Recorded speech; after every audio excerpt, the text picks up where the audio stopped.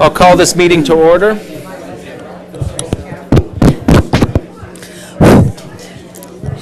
The City of San Clemente respects the many people of different faiths who reside here. The City Council historically begins its session with an invocation offered by one of the religious leaders of our community with full appreciation of our shared belief that we are one nation under God. And while the City cannot endorse any particular religion, we respect the religious freedom and freedom of expression of all our citizens to pray as they feel led to pray. This evening's invocation will be given by Holland Davis, Senior Pastor with Calvary Chapel, San Clemente. Hello. Welcome, Pastor Davis. Hey, welcome. After following invocation, let's please stand. I will offer the Pledge of Allegiance following your prayer. All right. I'm going to read from Psalm 37. It says, "Trust in the Lord and do good. Dwell in the land and feed on his faithfulness. Delight yourself also in the Lord, and he will give you the desires of your heart." And Father, as we pray over this city council tonight, Lord, you have entrusted to them, Lord, the great and awesome responsibility of caring for this beautiful land, the city that you've given to us that live here. Lord, you are so good, and your goodness is unending. And I pray for each one of these city council members and their appointed staff, Lord, that you would give them wisdom. Lord, that you would guide their decisions. Lord, that they would live in that delight, that joy of knowing that they've been entrusted with so much because you love them and you trust them. And so, Lord, we ask that you would continue to guide them, lead them, bless their families, bless their businesses. Lord, let your favor be upon them greatly. In Jesus' name, amen. Amen. Please join me in the Pledge of Allegiance. Ready? Begin. I pledge allegiance to the flag of the United States of America and to the republic for which it stands, one nation, under God, indivisible, with liberty and justice for all.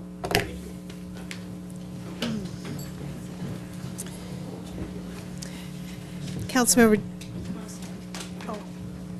Donchak? Yeah. Councilmember Ward? Here. Mayor Brown? Here. And Councilmember Swartz and Mayor Pro Tem Ham are absent. First item on the agenda is a toll road update. I was going to write something up, and I had so much to do I forgot.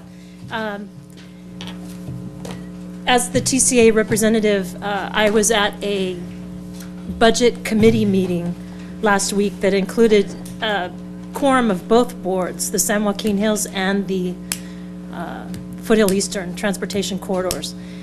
There was talk about, at my request, the original JPA agreement where all of our cities got together and formed this Joint Powers Authority to build the San Joaquin Hills Toll Road and the Foothill Eastern.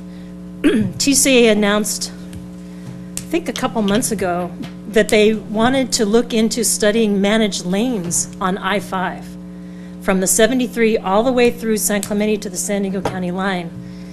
It's my position, and I think others, that that is beyond TCA's authority, that all of our cities gave them and the state when we agreed that they could build these transportation corridors.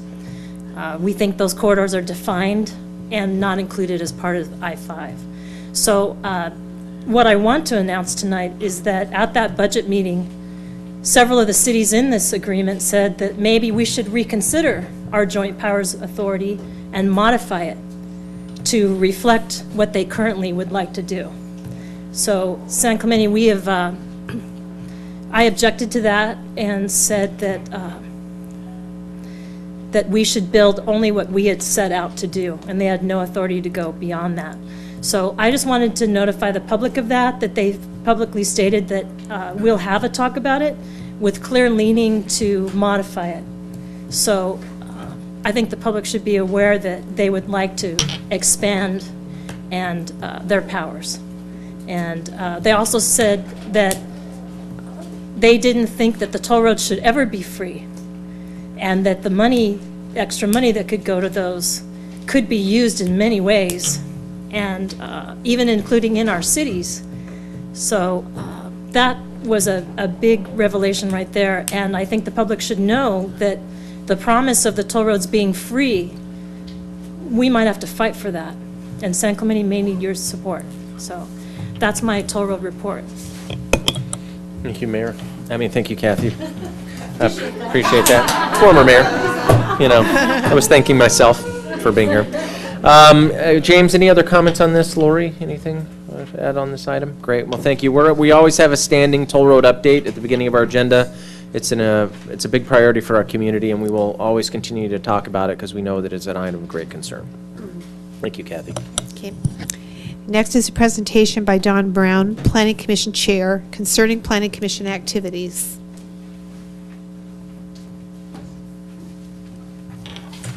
Welcome, Don.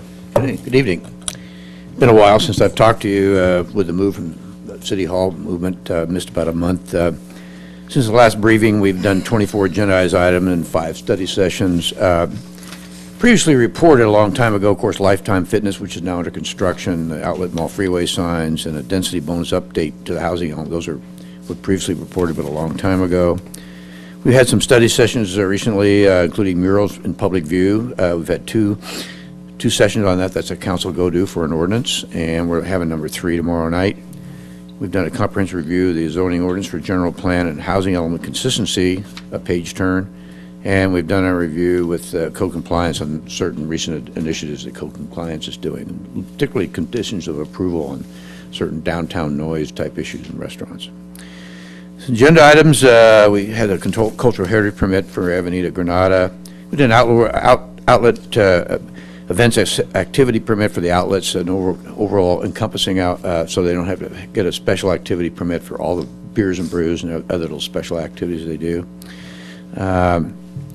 We once again looked at the comprehensive review for the zoning ordinance for the general plan, a second reading, and of course that's coming to you or has been in front of you. We recently approved Zov's Restaurant on Del Mar, a whole new, they bought a lot all the way through to Granada. It's going to be a nice little restaurant down there, and that should be coming to you also. Recently, Rasta Child Care, an interesting situation between a little business up there and their HOA. JD's Indoor Entertainment on South El Camino Real recently, and which the code compliance stuff kicked in. And the STLU ordinance, which is before you tonight. Tomorrow, we'll have Starbucks on Avenida Pico, which is the former Caro's, Henry Linney design, which looks, we'll see how it goes tomorrow. I don't want to say any more about that. In the near future, well, of course, the annual review of the CIP for general plan consistency we do every year. The Transportation Commission, we did a one-way street for La Ronda, which is up behind the Boys and Girls Club at a neighborhood request for traffic flow. And a future this month, traffic calming on Valencia and possibly others in Southwest. Our traffic engineer noticed about 14 to 2,200 homes, everybody in the area down there, with these new speed cushions that the Orange County Fire Authority has approved. Valencia's asked for them, and so we expect a lot more of the major streets in like Barcelona, the draw being T Street Beach, and so we want to do some more speed calming in that area as everybody tries to race down there to take a look at the surf break. So that's in review and on the schedule for May also.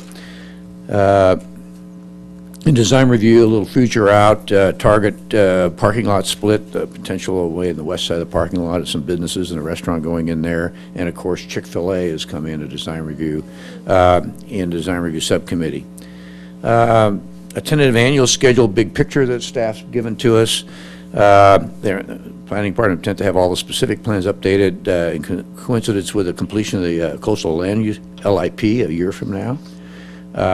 And they must have the zoning ordinance and all coastal specific plans approved to proceed it and get it all jived. So they have a long-range plan for the major specific plans ahead of us.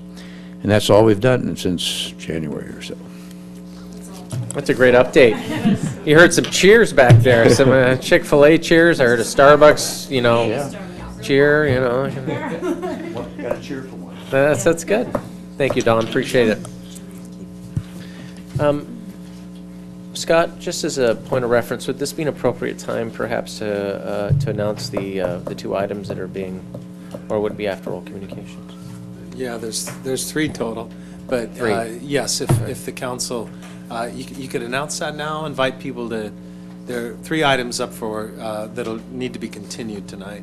And so people can speak to those before they continue it, and the council can know those in order or out of order, but this is the perfect time. Okay, so it's just a matter of housekeeping for the folks that are out there. The first item that has been continued is item 7A, which is the consideration of the California Coast Commission modified and approved local coastal program comprehensive land use update. We are going to be considering this at a future meeting, so we're going to be continuing that. We're not bringing this forward at this point for deliberation. We just want to let everyone know who's here to talk on this item. You don't have to stick around. If you would like to make your voices heard on it, just submit a card for public comment, and we'll hear you out on that item. The second item is 7. Do you want a motion to continue it right now? I think we should probably do the continuation when it comes up on the calendar, and then we can also hear anybody that shows up at that Either way, point. yeah. do you Let's wanna just wait until okay. to get to that. I just thought the Yeah, folks out there so would. they know that, yeah. Sure. 7C is the other one. It's the code amendment, the regulation of short-term lodging units, STLU zoning ordinance amendment 17-392. And then there's a third one, 9C. And then that will also be continued. And then item 9C will also be continued to a future meeting. So just place that, for those who are here for those items, please be aware. We'll go ahead and with public comment. Members of the audience who wish to address council on matters that are within the jurisdiction of the City of San Clemente, but not separately listed on the agenda, may do so during the oral communications portion of the meeting. A total time limitation of 30 minutes is allocated for oral communications part 1, with each speaker being allotted 3 minutes in which to give his or her presentation. And we do have some cards.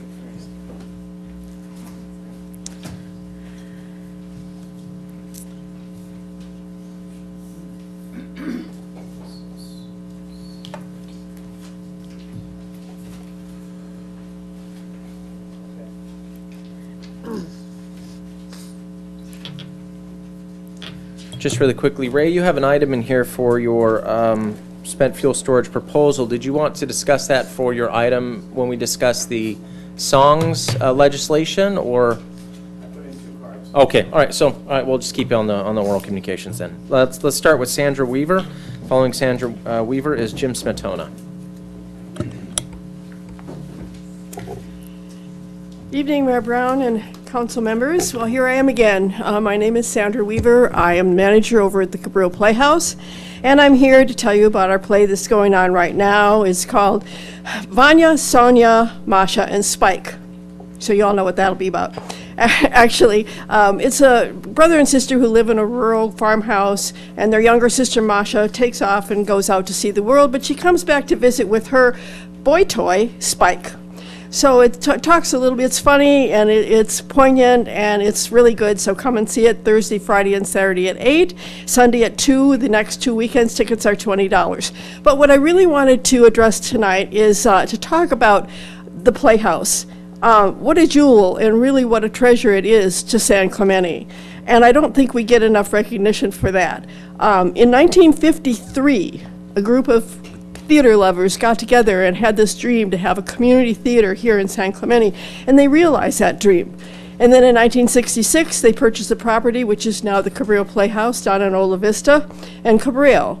And we've been producing plays every single year since 1953, 6 a year. Now we've gone into the summer, and now we've also added comedians, we've added magic, concerts.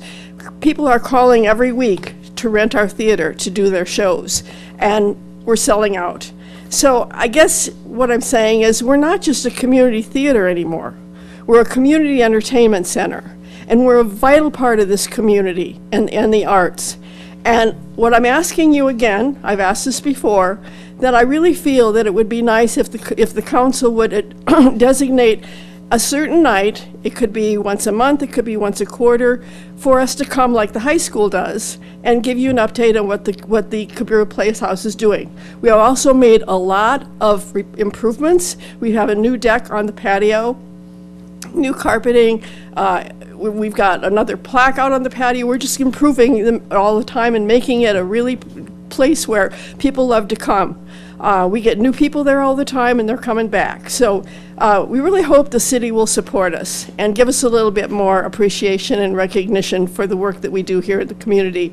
We'd love to have a spot on your meetings that we could talk about what we're doing and update you. So thank you very much.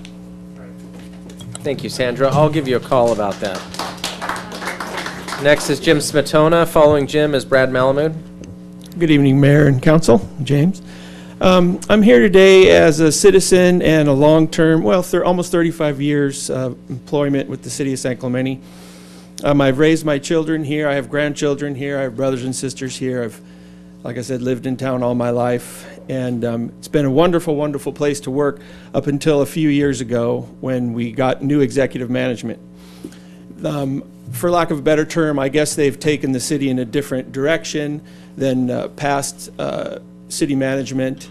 And there's been, over the last 3 or 4 years, there have been dozens and dozens of long-term employees who's either been, I'm going to use the term, forced out or have just left under duress because of the conditions, the work conditions. I know of people who have, lived in town all their lives, worked for the city for many, many years, and now have taken jobs elsewhere. Now they've got a 30, 40-mile commute, and you need to ask yourself why. Why would that happen? Well, I believe it's the conditions that are prevalent in the city due to the management style, basically, for like I said, lack of a better term. Maybe, I took an early retirement because of the fact that I just kind of got fed up with what was going on, and I tried to make my voice heard. And there's a lot of people that feel the same way I do, and they're afraid. They work in a constant feeling of fear that they'll be reprimanded or bullied, for lack of a better term. I was in the position where I didn't need to. I could leave, and so I chose to leave. But trust me, if things were different, I would still be here. So this all came to a head as far as the general members, the employees, last October, I believe it was, and where the Employees Association approached James Maxinoff, the city manager, and they had a meeting. Well, out of that meeting came, and it was, the sole reason for that meeting was the assistant city manager. Out of that meeting, they came up with an employee satisfaction survey. And I don't know if you guys are aware of this, but that survey was completed the first of the year. And from what I understand, HR has the results of the survey, and I don't know if they've shared them with you yet or not, but I strongly suggest you push management to make the findings of that survey known to you. And also read the comments, because the survey is very generic, the comments are very specific. And again, I don't come here as a disgruntled employee. I loved working for the city of San Clemente. I love the people I've worked with over the decades. And I just, hope the city council take action to make this place, a good place to work at for decades to come. Thank you, Jim. Appreciate your time. Brad Malamud. Following Brad is Bonnie Robb. Hi, Council. Kathy Ward, thank you for your work on the transportation corridor. And I think you pointed out a great point that when you dissent from government, you get it thrown in your face. You can see what you're right on every point you made. We were promised it free. We were promised it would just be the corridor, and look what government does, the tentacles. With all due respect, that's what you guys are doing. And what I want to speak to tonight wasn't that issue. I want to speak to the sunshine laws. I've asked probably 3 city managers and city attorneys to have council agendize becoming a sunshine city. And for those who aren't familiar, that means that the city's documents, the city's records are public. They're not hidden behind staff and city attorneys protecting them. This is done in many cities in California, including San Francisco, of all places. I don't know why this isn't agendized, and I don't know why it's done. And if it was done, you would have already had that survey result. It wouldn't be hidden in the public. And I remember a few months ago I came in, you were trying to get I think Kathy was trying to get documents, as she should have, from the corridor, and I said, well, why doesn't the city attorney get them for you? He's good at stopping us from getting documents. Did those documents ever get to you, Kathy? Was the city attorney successful? Why not? I would have gotten them, because I would have gone to court and gotten them. If you guys want to be serious about fighting the transportation corridor, fight it the right way, okay? But I think the Sunshine Law is really important, and I hope that you guys will agendize it and you vote up or down. If you think it's a bad idea, vote it down. Finally, with what we just heard, I mean, that's the first time I've heard somebody say something like that. But if it's true, or if it's not true, I think the city should form a commission to find out. We don't want disgruntled employees in our town. And, you know, if we're doing a good job, if we have problems, they can always be solved. There's no way that disgruntled employees necessarily come to management and express their opinion for all the reasons. But why not appoint 5 citizens to look into it? You know, if it's an issue, and it seems like it must be. Anyway, I don't want to take up any more time, but I do ask that you agendize and vote up or down on a Sunshine City. And Mr. Machinoff, apparently on item 9A, said that we need to recover costs. Well, if we go to a Sunshine City, we won't have all these costs of all these CPRA requests that are costing the city a lot of money to fulfill. So if he is serious, and I assume Mr. Machinoff, I've always found him to be a serious man, if he's worried about cost recovery, let's get a Sunshine Ordinance. And I know everybody I know on this council is a straightforward, fair-shooting person. Why would you object to it? Why would you object to our documents being public? I don't know if any of you personally would object to it. We need a vote on it. Thank you. Okay. Thank you, Brad. Next is Bonnie Robb. Following Bonnie is Ray Lutz.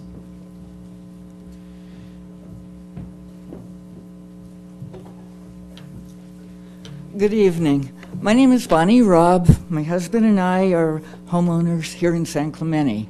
The reason I'm here tonight is to talk about the Sanctuary City Law, Senate Bill 54, also known as the California Values Act. Now, I believe your city council members have a copy of Senate Bill 54, which I asked the clerk to give you, and also a copy of a resolution. This resolution was issued by the Dana Point City Council back on April 17th. As you know, more than 20 cities in California have chosen to oppose this sanctuary city law. The reason for that is it's dangerous. Prior to January 1st, when the law went into effect, if a criminal illegal alien, and I'm emphasizing criminal illegal alien, gets released from jail, the local ICE authorities are notified. Okay, after this law went into effect, law enforcement is no longer allowed to enforce ICE to take these criminal, and I emphasize criminal illegal aliens, not your good, decent immigrants that come here, but the criminals, okay? They're no longer allowed to notify ICE.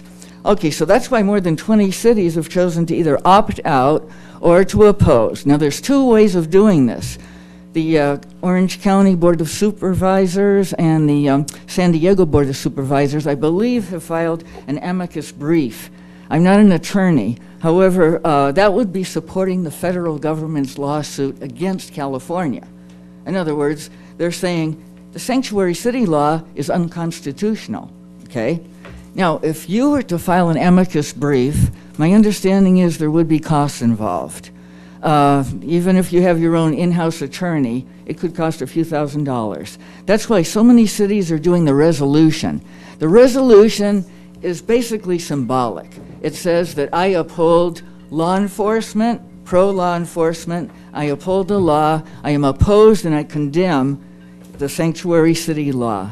And I hope you'll agree to put this on the agenda. One more thing, I don't know if my time is up. One more thing, the city of Simi Valley chose to do their opting out resolution in closed session. The reason why they did this was so there wouldn't be any disruption at the meetings. So that would be, you know, up to you guys if you're willing to do it. But it's our safety, and it would send a really strong message to law enforcement that we all support them. And I want to thank you very much for listening. Okay. Next is Ray Lutz. Following Ray is Monica Perez.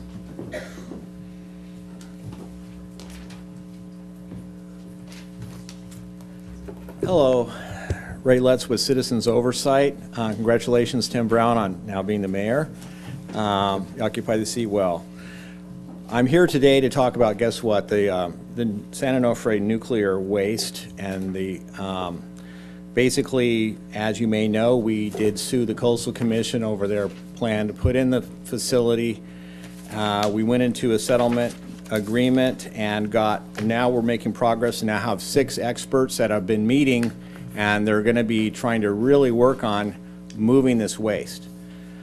So that is a real plus sign there. The second thing is Citizens Oversight has gotten acceptance by the Nuclear Regulatory Commission of our Helms plan, at least to the stage of being submitted as a petition for rulemaking. Helms stands for hardened, meaning that it will resist terrorist attack, explosive attacks. E means extended life. We want 1,000-year canisters with dual layers and not just 40 years, which is what they're using now. Local, move it away from the water. That's definitely not like San Onofre where it's right next to the water. But not move it all the way across the country, just to leave it on the surface anyway. M for monitor. They're just doing a really poor job at monitoring these. But with dual layer canisters, you can pressurize it and then check for leaks really easy. And finally, S is surface. You may have heard about Yucca Mountain, that it's the promise for the future. The fact is this fuel is way too hot to put in, and they'd have to run big fans into that thing for 150 years. That's in their own plan. So if you're going to do that, you may as well just leave it on the surface to cool passively and not have to run big fans. So we're just basically helping everyone out here by saying, let's face reality. Yucca Mountain isn't open. It's been 20 years. And let's start to do something now that we can without relying upon future magic. They always say, I say the 5 favorite words of the nuclear industry is, we'll figure it out later. Well, they haven't figured it out. It's been 20 years, so let's figure it out ourselves. So what I would like to suggest that you do, since this is open for public comment now at the NRC website, they've accepted it through the first phase, and now they're going to have to talk about it. I have submitted to you a proposed resolution in support of 2 things. One is the settlement to move the waste to a safer place that we've gotten through, and SCE is now working on it, because I assume you do want to get it moved out of here. And the second one is to support the Helms proposal so that the next place that we put it in is safer than this place. We don't want to just move our problem to another location, so that we can say to that community, you know what, we're not going to have it the same way we have it here. We're going to make sure that you have it right. So I gave that to you now so you can think about it for the future. All this stuff should have come in your email. Okay, thank you very much. Thank you, Ray. Next is Monica Perez. Following Monica is Terry Kwa. Hi, Monica. Hi, my name's Monica Perez, and I am a resident of San Clemente. I'm here to implore you to consider community choice energy as a way to lower our utility bills, but more importantly, foster quicker movement towards the use of renewable energy resources. That would save us money, and it is a winning solution for the environment, and it seems like a really great combination to be able to save money and save the environment. So thank you for exploring the possibility of community choice energy for San Clemente as a means by which we can incentivize big utility companies to compete with other energy providers to lower the cost of energy and ultimately move toward the use of 100% renewable energy sources. Community choice energy, or CCE for short, will give San Clemente the choice to invest in an endless array of renewable energy ideas, and it can help us create our renewable energy goals like other cities around us. For example, the city of Del Mar in San Diego is looking forward to a CCE that will get them to 50% renewable energy sources by 2020 and 100% renewable by 2035.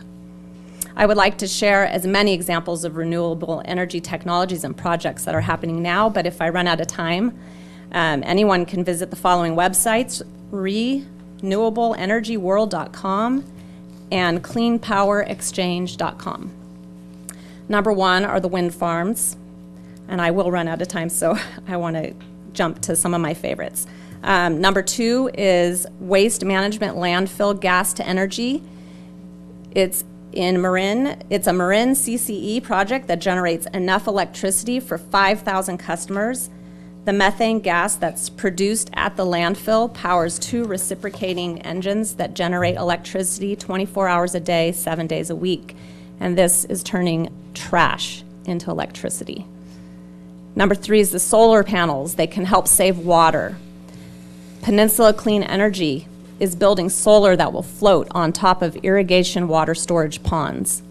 This will supply new renewable energy while reducing water evaporation. So it saves water and it generates energy.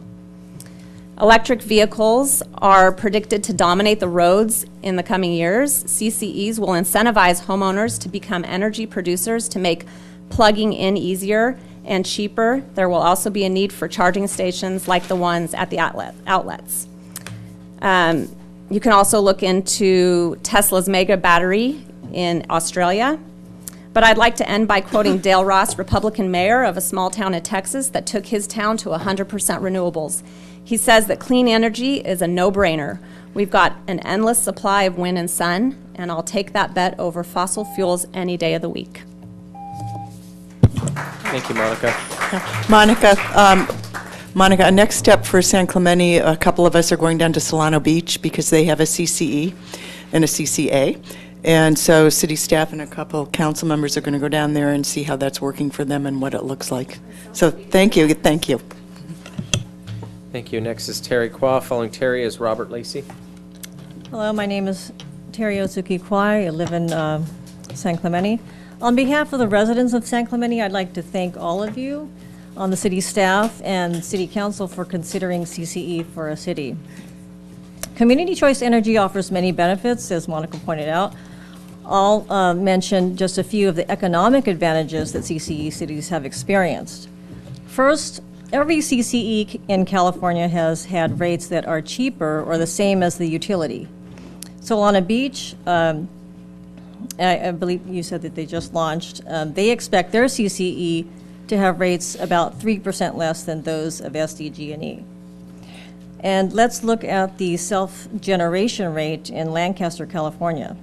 They have 4 choices of participation in their CCE: a 35% renewable energy, a 100% renewable, something called a personal choice, and an opt-out.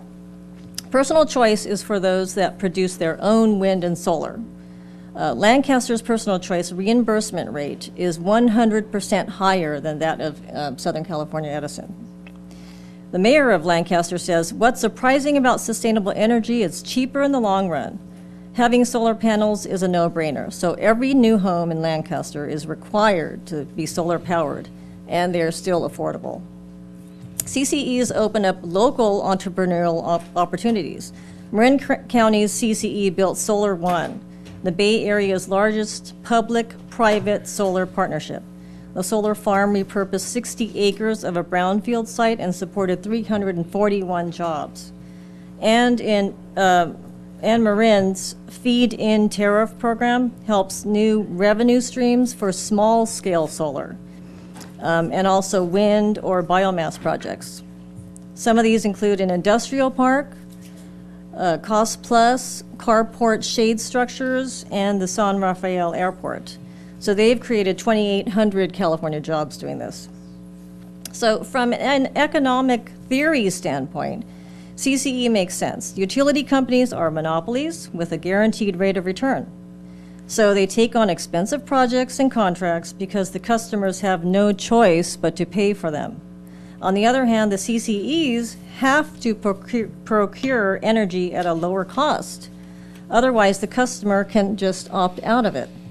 CCEs are not for profit. The tax exemptions are fiscally advantageous, helping with energy generation, storage, and investments in supply and demand side resources. So CCEs can save money and generate business. With Community Choice Energy, San Clemente can decide for itself how it wants to take part in these opportunities. Thank you. Thank you.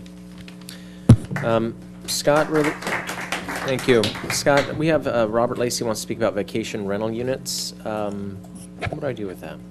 I think that's something that's on the agenda. As the council indicated earlier, that's one thing that might be continued. So what I would do is urge him to speak prior to the action to continue. Okay, Mr. Lacey, if you could please save your comments for when the item comes up, and then we'll hear your comments at that point. Anyone in a similar position on the vacation rental? I'm not sure. I can't be here. If you adjourn, I can't be here at the next meeting. I have to work. We'll hear it tonight. Any comments you'll have, we'll hear tonight on these items. Do you do the 3-minute thing? Yes. It's my first day here. It's okay. It's all right. It's always confusing at first, believe us. So I stay right here. Yeah, just you're fine. You're fine. We'll let you know when the right time is. So for the vacation rental units, let's just put that in the same pile. That would be cleaner in terms of the way we want to do it. Next is Gene James with Public Safety. Excuse me, not with Gene James, Mr. James. And then following Mr. James is Sean Conway.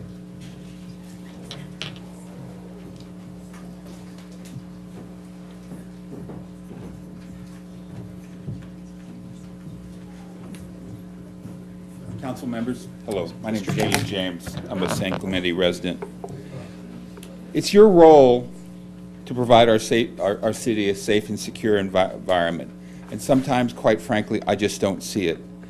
Other city councils and even our rather dismal county board has taken a stance on the sanctuary state issue.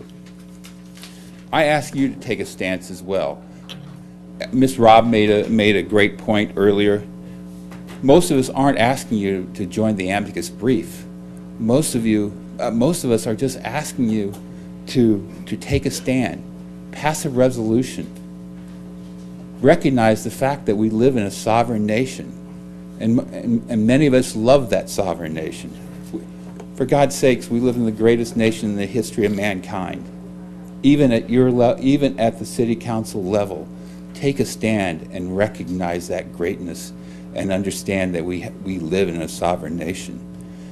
Additionally, what we see happening at our border, what we see infiltrating into our cities, are the worst elements of those societies. MS-13, other Central American gangs have already infiltrated Los Angeles. There have even been gang MS-13 members found to be applying for LAPD.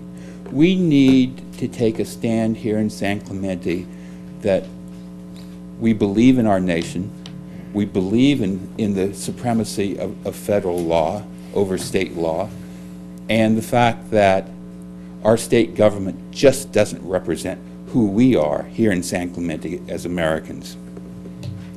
Absent an action by this council, in future generations, people will look back and say, what happened to San Clemente? I'm not going to name out cities, but we can look at cities north of here and we can look at cities south of here, and we see what has occurred when those cities have not taken care of public safety. I ask you to take a stand on our public safety. I ask you to take a stand on sanctuary state, and as long as I'm up here, I ask you to add more deputies to our current police services. Thank you, ladies and gentlemen. Thank you.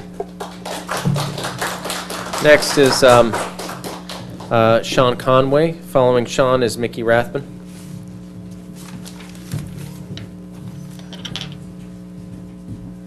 3 minutes, huh? Seems like a competition.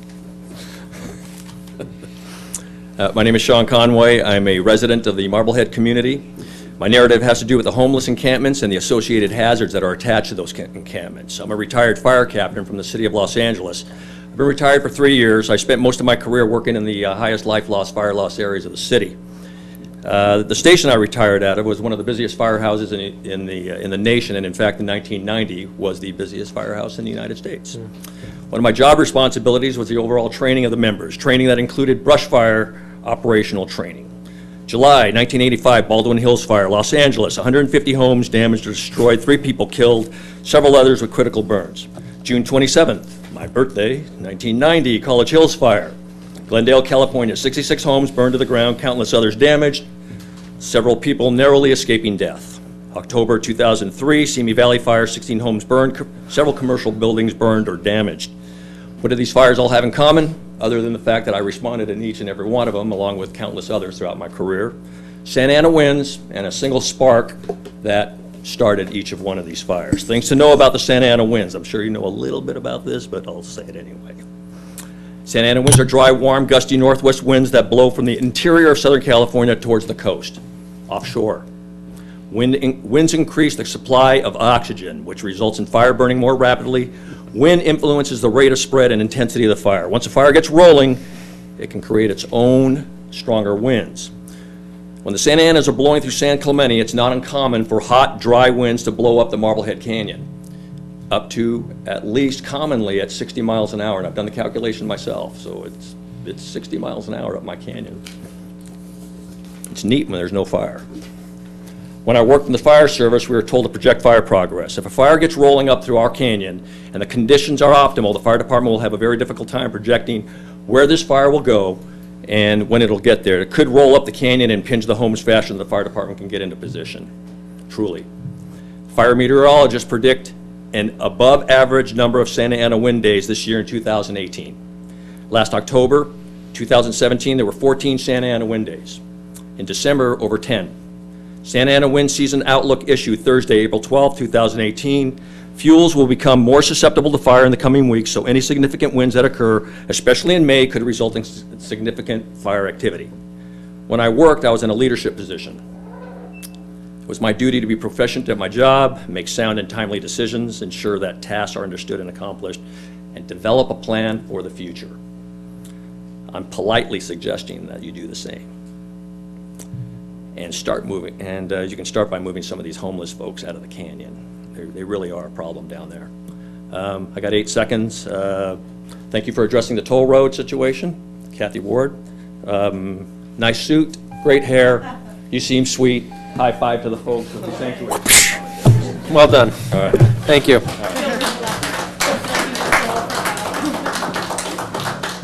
I do have a nice suit on. I want everyone to know. Thank you. Oh, was it the hair? It was your suit? We can share the compliments. It's all good. Mickey, hi, how are you? Hi, good evening. I'm very well. Thank you, Mayor Brown, council members, friends, and neighbors. I am here this evening representing Peer Pride, which is a nonprofit organization in San Clemente made up of members of our community who have a love and concern for our great San Clemente Pier. Our concern arose when the grant funding that the city had received for many years was no longer available, and there were some shortfalls in the budget to help maintain and protect our pier. So we have a very enthusiastic and active group who in the last couple of years raised more than $200,000 and painted the San Clemente Pier, which is a great undertaking and definitely helps to preserve it for our community and for generations to come. Our long-term goal is to have an endowment. As one of our board members say, help us go out of business, that we don't want to have this nonprofit forever. We want to have an endowment fund so that we can protect and do great work for our pier for years to come. Our 2018 calendar events is available, and there's one coming up this month. In just a couple of weeks, the rest of the community can join the board in uncorking their pride at a fun event at the Cellar in downtown San Clemente. Tickets are available on our website at peerpride.org. You can enjoy a great evening of delicious beverages, delectable bites, as well as entertainment and some auction items. So we hope to see lots of our community there. The Cellar is not an enormous venue, so tickets are limited. So I would go right away again to peerpride.org to get your tickets. We also have some other upcoming events throughout the year, so stay tuned. If you're active on Instagram or Facebook, you can join us there to get updates. We will have in October, October 24th or 25th, now I suddenly forgot which date it is, it's a Thursday, is our third annual Light Up the Pier, which has become such a beloved event in our community where organizations and people from 1 to 100 come with their cell phone flashlights and lights, and we light up that pier to show our love for our community and the great things that are happening in our town. So thank you so much for your support and partnership in allowing us to help our city and to our community for getting involved. Thank you. Thank you, Mickey. Mike Raymer, or Raymer? Did I say that? Mickey Raymer? Well, yes. Somebody, R-A-I-M-E-R, Reimer. I will put that there until I learn how to speak English, because I can't pronounce it. Maybe you could give it a shot. I'm probably reading it wrong. It's definitely Mike. Okay. Is there a Mike that wanted to speak? If not, gone. Next is Jackson Hinkle. Following Jackson is Angela Conrad. Greetings, Council. My name is Jackson Hinkle. I'm a senior at San Clemente High School. A few speakers ago, Gene James was up here saying that we need, or you need as a council, to take action in ensuring public safety for our citizens and community members. And I feel the best way to do that would be to not have any further deliberation on opposing SB 54. Any efforts to carry out mass deportations of California residents would be devastating to our state and would inflict a terrible cost on our families and our communities. The entanglement of local law enforcement agencies and immigration enforcement has a tremendous cost to public safety. According to the President's Task Force on 21st Century Policing, immigrants often fear approaching police officers when they're victims of and witnesses to crimes when the police are entangled with federal immigration enforcement.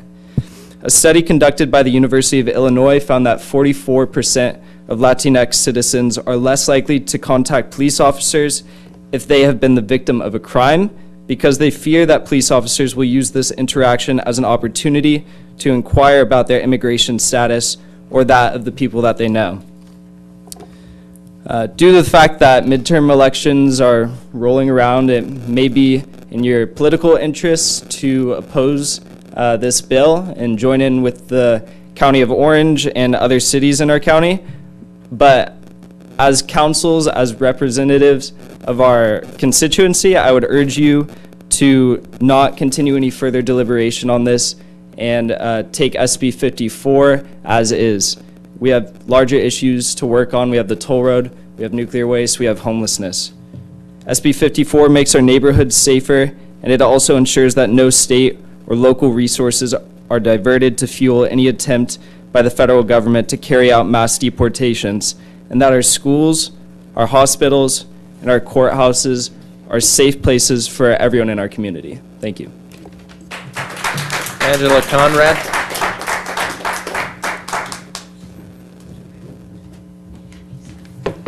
Thank you. Hello, my name is Angela Connors. I'm a resident of San Clemente, and I was here last council meeting, and just wanted to share with you that I represent a very informal group of small business owners in the cannabis industry, and we would love to get that issue, that subject, on the agenda for the city of San Clemente. Is anybody ever taken glucosamine sulfate at all? You know what this is for your joints, right? Well, you used to only be able to get that through a veterinarian. You know, because it was only given to racehorses. Anybody ever watch car racing, NASCAR? It was started during Prohibition by the rum runners, right? You know, in the last city council meeting, I think Councilmember Schwartz, towards the end of the meeting, expressed a concern about cash businesses. Cannabis businesses are getting bank accounts. So it'd be very easy to be able to write that into some legislation as a requirement, either that they are capable of getting a bank account or they have a bank account. That's very easy to do. This industry is, it is postured to grow to in the hundreds of billions of dollars worldwide. In my younger years, I owned a massage therapy practice before the city of Lake Forest was in existence. In those days, in order to get a license through the county, we had to go through the sheriff's department, and I had to get a letter from my doctor saying that I didn't have an STD. Okay, so this is old stuff. You know, cannabis is a relatively new business, but it is in a controlled manner. It can fit into the city of San Clemente. Would love those tax dollars to help the retired firemen address some of the issues with homelessness. I don't think homelessness is going to go away. In my history lessons, I think that's always been around, but certainly we could use some of those tax dollars in a productive way for the city of San Clemente. So you will hear from me and some of my other cohorts. Again, we would like to be part of the community and supporting the community in a productive way with our businesses. Thank you.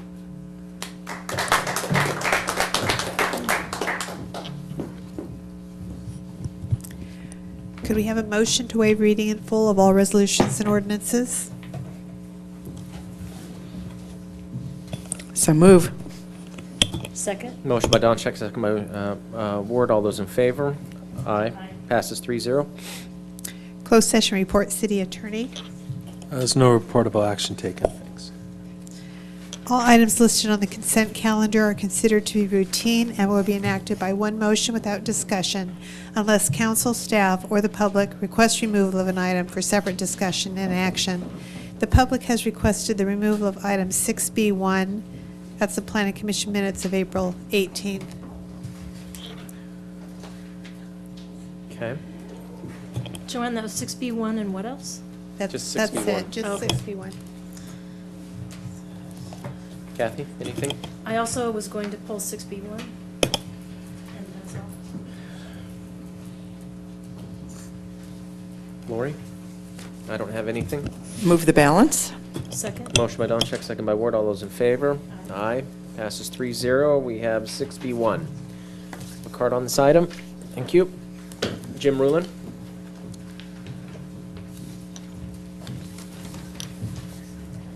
Thank you. I'm Jim Rulin, resident of North Beach for almost 20 years now, also a planning commissioner with the city, and only speaking for myself tonight. I'm asking that you pull this item so that before you approve the minutes, you consider returning the item 8C from the minutes, which is the STLU ordinance that the planning commission looked at, that you return that to the planning commission before accepting their recommendations. Primarily because they got some both inaccurate and missing information that they were basing their findings on. A large part of that is that they were given a number for the maximum number of STLUs that could be in the Montalvo and Buena Vista areas. It turns out, after I did some research, that number is actually about 5 times what the Planning Commission, the number the Planning Commission was given. They were also Jim, told... I'm sorry to interrupt Yes. you. Scott, do I need to recuse myself on this deliberation as this item will come before the council, and it's something that I'll be recusing myself on? Yeah, I think that would be a good idea. Thanks, Mayor, because Well, I excuse me, think let's that restart the your request 3 here is minutes, that the council and I will do something recuse myself about this. because Yeah. my wife is in a related industry, and I will then... But then we don't have a quorum to hear it, so I think, yeah, it's just minutes. Just I don't wanna be know careful. if there's a call to action here, Commissioner, or... The call to well, you I've did got a make a little call more, to but the action. call to action is to return this to the Planning Commission, Yeah, look at we mitigation probably ought measures, to that sort of then, thing. this is going to have to be continued then, and ask you to come back. Jim, we're going to have to continue the item, and to No give you problem. the complexity of it, if I recuse myself, we don't have a quorum to conduct the meeting. And I got so, it. Understood.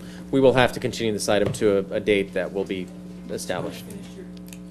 Did you want to finish what you were talking about, or you can come back later? then? If there's a call to action, then I'm afraid we can't go there. If you'd Oh. like to, I don't know, share opinion? Yeah, there wouldn't, well, he could share it with 2 council members sitting here in their individual capacity. This has never happened, but I think to be consistent and to stay out of trouble. I'll tell you what, I need a let me 2-minute speak on recess a- anyway, so I'm just going to go, Okay. use the facilities Can I really just make quickly. a comment?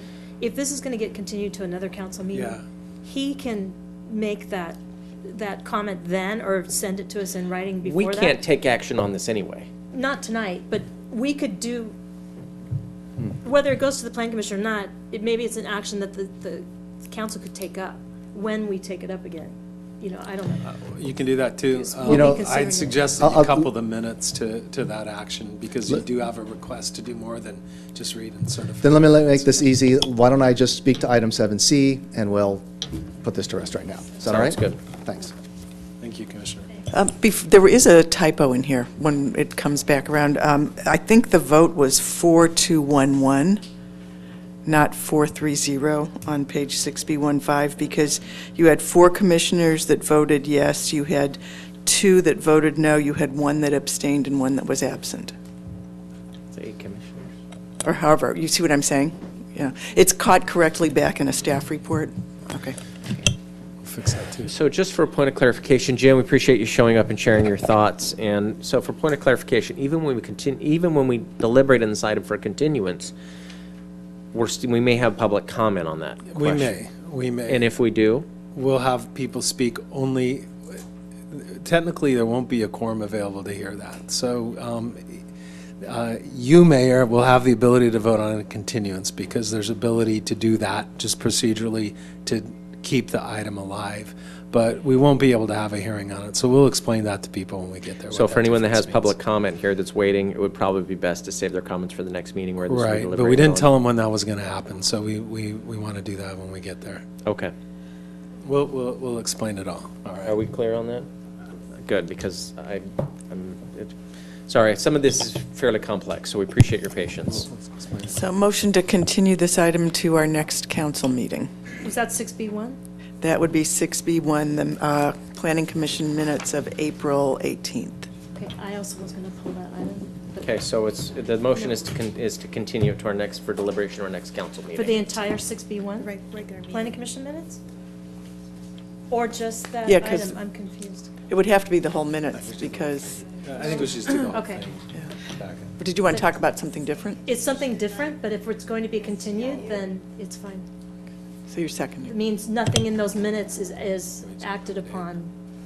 Let's give 1 second. Scott, did you have something to say? Yeah, this one we should continue to a date certain because we know that it's going to couple with the rezone item. Okay. And I think we were shooting at the 9th or the 10th.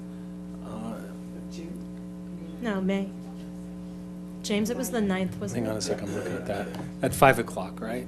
4. 4 o'clock. So this, if you could continue it to that time and date certain, this meeting will be adjourned to 4 o'clock next Thursday, and that'll be coupled with the remainder. Okay, the motion is corrected accordingly.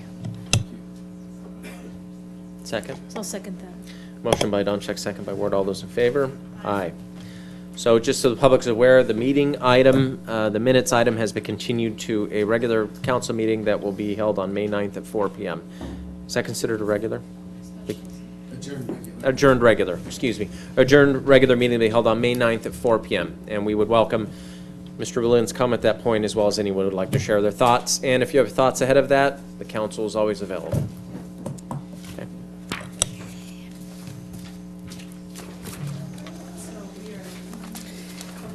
Yes.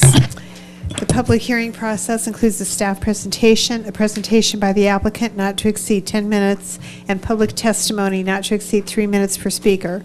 Following closure of the public hearing, the City Council will respond to questions raised during the hearing, discuss the issues, and act upon the matter by motion.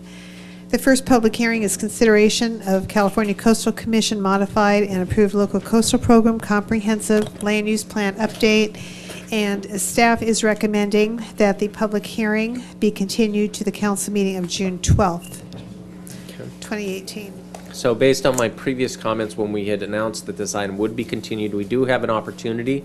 If somebody came to speak on this item, we would welcome your cards at this opportunity to speak again on the land use plan update for the Coastal Commission.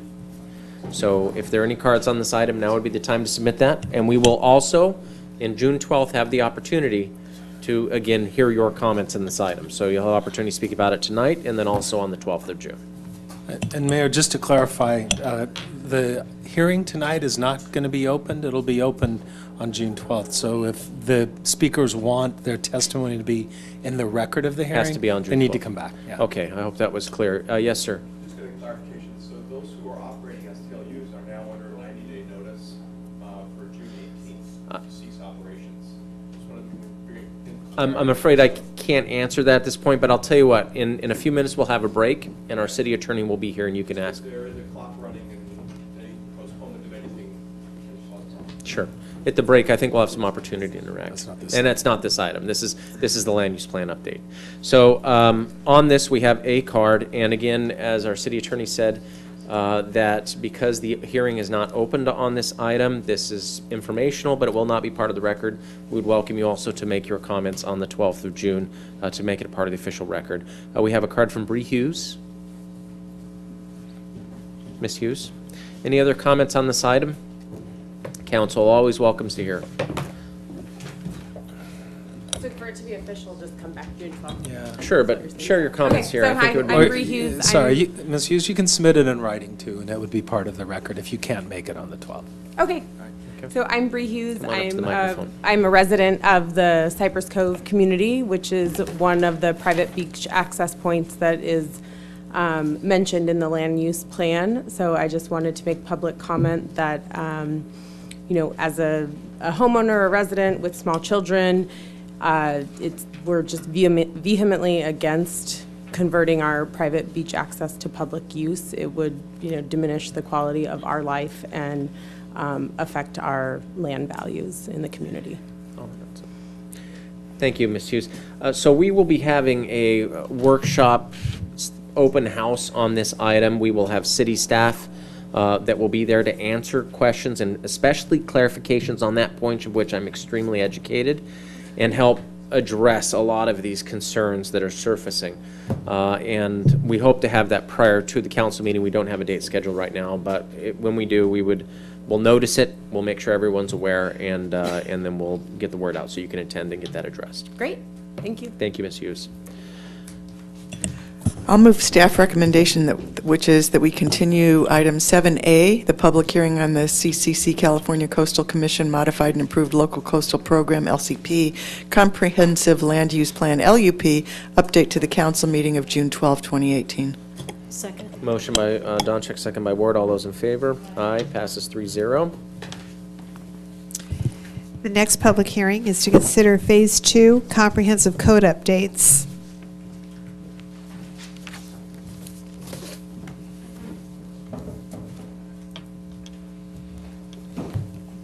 Hello, Amy. Hello, good evening, Mr. Mayor, members of the City Council. My name's Amy Stonich, and I will be presenting Phase 2 of the Comprehensive Code Update. So the Comprehensive Zoning Code Update was initiated following the adoption of the Centennial General Plan.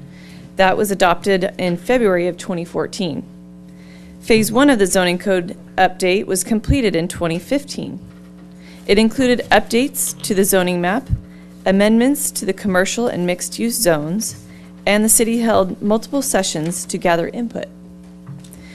In this phase, the goal is to, number 1, ensure consistency with the zoning code and general plan, and number 2, to incorporate housing element objectives. Ultimately, we anticipate 2 more phases for completion of the comprehensive update. We've set forth a timeline to complete the phased updates. This is anticipated to be implemented in June, and future phases will focus on updates to the specific plans in Phase 3 and more comprehensive updates in Phase 4. Ultimately, we anticipate that these amendments will be implemented in 2019 and will continue to assess the need for any updates every 2 years.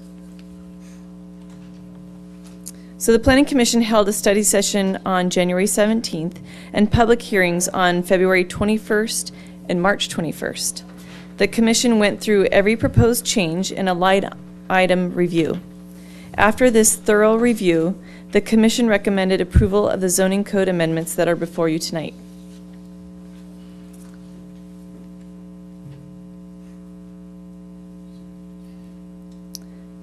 So I would like to just bring your attention to the errata sheet before you. It was brought to staff's attention that the line on page 7B 27, also numbered page 23 on the errata, stating also standalone residential uses are allowed, was not part of the current codified zoning code and had been removed in part of Phase 1. So we've removed that in the amended code that's before you. It's been tagged with a purple tag there for your reference as well. So in closing, staff is recommending that City Council determine the project exempt and introduce first reading of the 2 ordinances before you tonight with the errata sheet as recommended. And I just want to thank you for your time, and I'm available to answer any questions. Thank you, Amy. I have Kathy? a quick question. Amy, would we not, when we, if we, in the resolution, would we not add to remove that, since it was in the noticed report, to remove that line? We should do that tonight, correct? So the change that was made, we could adopt an ordinance with that attached. The change is on a page, so rather than the ordinance that was in the packet, you would be adopting the errata sheet that's before you. Scott, can you comment on that? So, yeah, what you adopt has to be literally before you, or what you introduce technically has to be literally before you. So the errata sheet, I think, contains all of the elements of what Amy's discussed. That's correct. You mean the errata sheet or the revised? So we would say revised item 7B. Revised, I beg your pardon, Okay. 7B. All right, So I just they're wanted all to in make here. sure that we are doing it correctly. So we don't have to mention it, we just mention the revised. Correct. Before us, okay. Now, I have an English degree, and I still don't know what errata means. Could you please explain to me what an errata I think sheet it means is? the error sheet. Yeah. Oh, errata sheet. Oh, it's Latin. That's why I It don't have a degree in sounds Latin. better. It's all in English, so no, I'm kidding. So it's okay. So that's the correction sheet. Okay, all right. That's Thank you.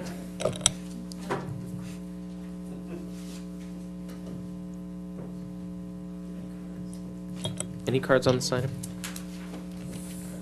Yes, we do. Okay. Here's another one, Joanne. Okay. This is. It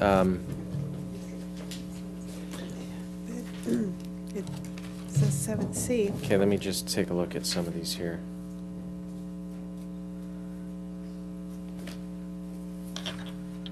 Okay, we're looking at 7B. Oh. 7B, just getting clarification. No cards on 7B. Okay, we'll just leave these here. That's 7C. Just leave those there. So, let me open the public hearing. Any cards on 7B at this time? Hearing and seeing no cards, no Here it is. We have a 7B. Going, gone. Come to the here. You win in public comment. Welcome, sir. Brad Dendolk, how are you, sir? I'm doing great. Thank you, Mayor.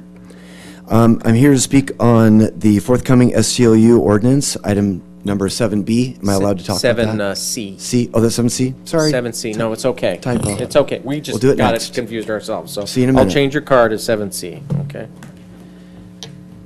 Now, all right. So I open the public hearing. Seeing no comments, I will close the public hearing, and I will also count the opportunity for council deliberation. I would ask a question of staff.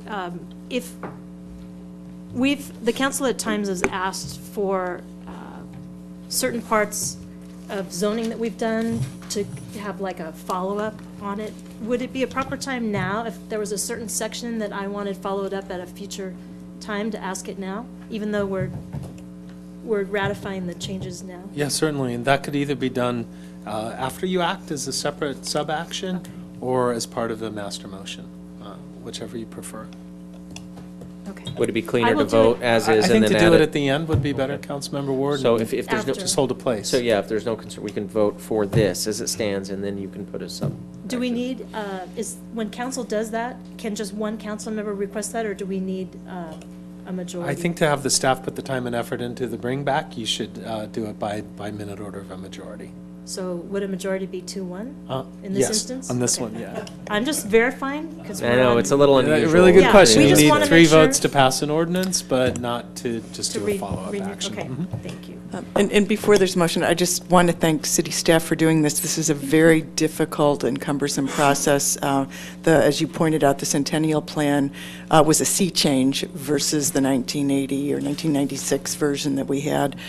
So I'm very pleased with that.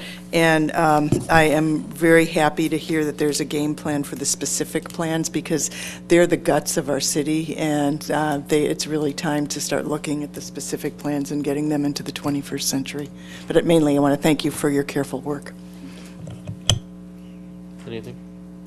No, I'll make a motion if I'll entertain a you'd like motion. it. Okay. I move that we adopt staff recommendation, determine that the project is exempt from further review of the California Environmental Quality Act pursuant to the state California CEQA guidelines, section 15162. The project is exempt because it is within the scope of final environmental impact report, State Clearinghouse number 20130411021, certified for the Centennial General Plan on February 13th, 2014, and the program EIR adequately describes the project. The project could have no new effects and no new mitigations are required. Number 2, I introduced the following ordinances. Ordinance number 1652, entitled An Ordinance of the City of San Clemente, of the City Council of the City of San Clemente, California, making CEQA findings and for a city-initiated amendment, zoning amendment 17-412 to the City of San Clemente Municipal Code Title 17 zoning to achieve consistency between those documents and the adopted Centennial General Plan for Phase 2 of the Comprehensive Zoning Code pursuant to Government Code Section 65860. Also introduce ordinance number 1653, entitled An Ordinance of the City Council of the City of San Clemente, California, making CEQA findings and for a city-initiated amendment, zoning amendment 18-090 of the City of San Clemente Municipal Code Section 17.28.300 for temporary fencing. Motion by Ward, second by Doncheck. All those in favor? Aye. Aye. Passes 3-0. Kathy, this would be the time. There's just Thank you, one Amy. section, mixed use 3.2, that is in the west side of El Camino Real. And we currently have one project that is underway under these guidelines. And I would like, I don't know, say 2 months after that project is built, that just comes to council for a review of whether that project meets what the Planning Commission and what was that board you were on before the general plan? GPAC? The GPAC, Yeah. that it meets the intent of the GPAC and the Planning Commission when we did the Centennial General Plan. I just would like a review of that, and I think the project would be there. It's an easy way for all of us to see the results. Do you want her to track that? Just, I guess when that project's done, just Do you want put to on the just- schedule a couple of months after, that we just review whether it met that or not, because I know we did some changes after it. It came up because this project came in before we did our zoning, and I just want to verify that it is what we intended for the zone. So I have to stop you here because if it's the project that I think is in question is within 500 feet of my residence, if I'm not mistaken. I'm not talking about the project, I'm talking about the entire zone, but he said we could do a 2-1 vote. You don't have to vote on it. Well, you can't establish a quorum. Ugh. Listen, Okay. for the purpose of I can bring it contemplation up of the again. general plan, it was wide and it covered a whole breadth of things. If you want to narrow in on that specific property for review, Not I'll just that property, it's the zone. But what I'm saying is if the analysis is based on that property, then you should probably do it at the next council meeting when I can recuse Okay. myself on that action. Or if I I will build, bring it up again. I just thought this was a timely way. Yeah. That's why I asked. So or it's if I build on your thought, because I'm also interested in mixed use, maybe it is something that we can at least get consensus. I'm interested in knowing what our occupancy rate is for mixed use across all the zones. Because I think, building off of Councilmember Ward's idea, I think our idea is, people can live where they work, and we've got commercial and we've got residential, and I'm wondering if it's actually playing through the way that it was expected to do 20 years, 15 years ago. And under that umbrella, perhaps we could look at some of the newer projects to see how they're doing. I don't think there's anything wrong with you providing direction to staff. We don't need to vote on it, but if you'd like to provide that direction, I simply won't have to vote on it. Yeah. Right, so direction provided. Thank you. I Thank think you. that's something contemplated anyway in the normal course of things. So thank you for that, and James is nodding, that's all right.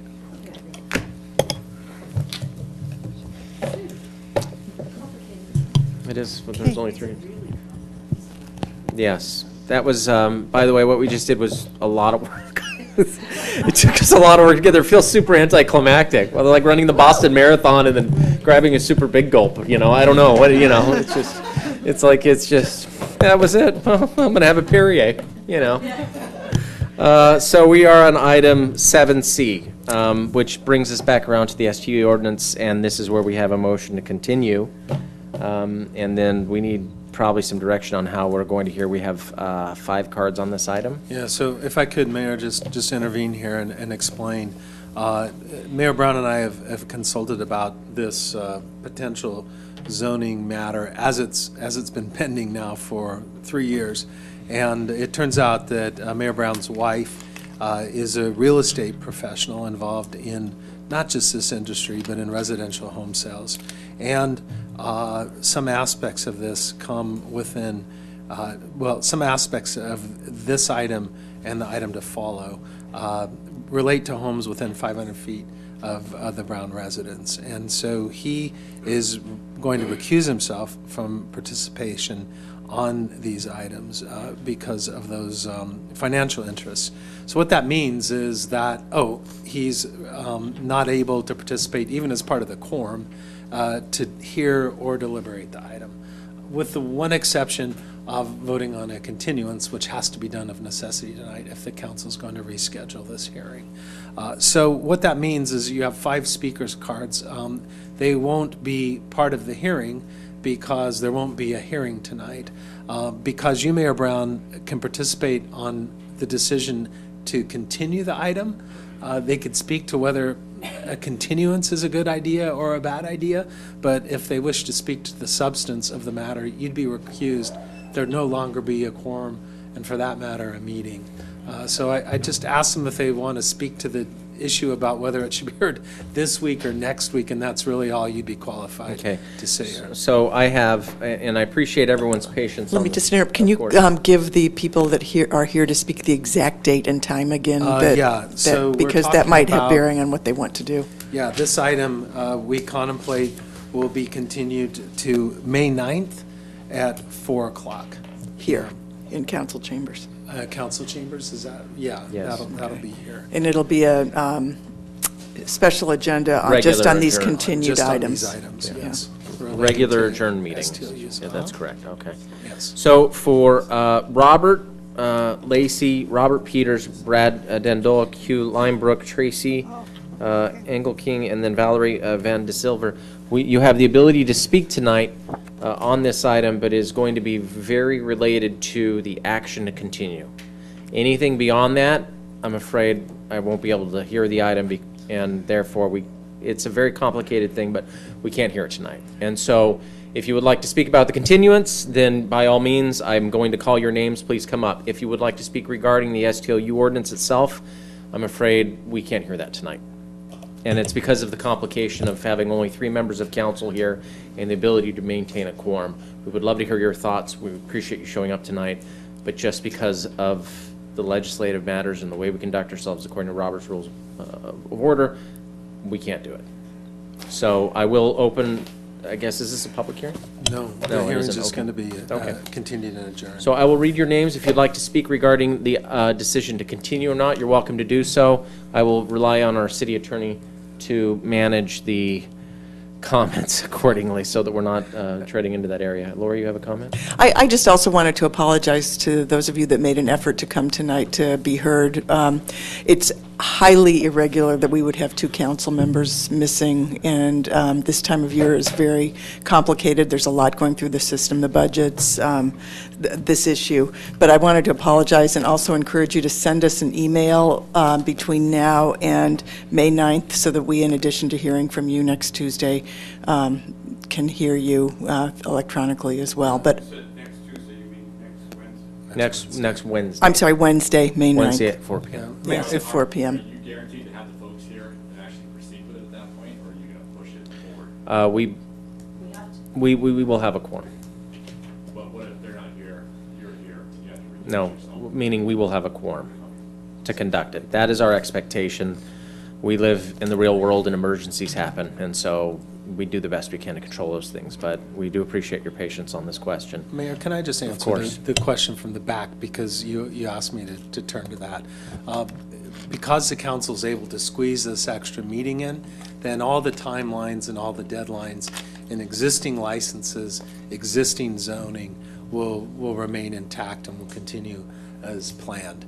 All licensees that have extensions coming up or are worried about new licenses will receive correspondence from the city telling them exactly where they stand, both inside and outside the existing and proposed zones. If there's any questions, they can either call the city's business office or the community development department, and they'll be walked through exactly their status so they don't have to wonder. Okay. But this will keep the prior schedule moving as contemplated, and that's why council wanted to squeeze that meeting in next week to make sure that nothing slipped. All right, thank you, Scott. So we have the following cards. Robert Peters, if you'd like to speak regarding the continuance. Okay, great.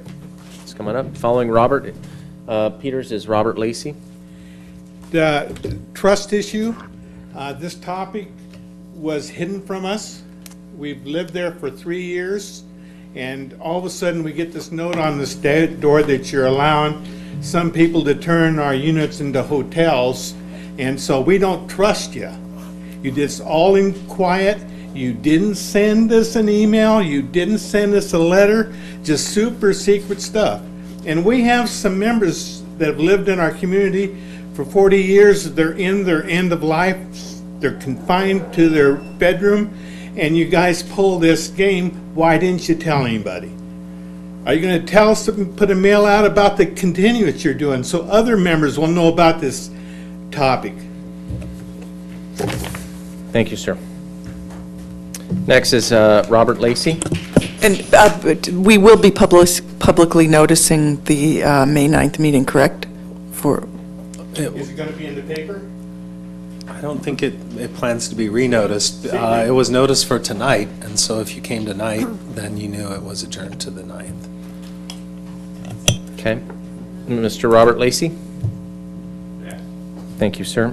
Mr. Brad Dindolk? Brad, I'm sorry. Yeah, yeah, come on up. It's regarding the continuance. We're all good. Yes, I think a continuance is a good idea. Okay. Thank you. Thank you. I think it's a great idea because we don't have any choice, frankly. I love those great ideas that you have no choice on. Those are the best ones. Jim Rulin.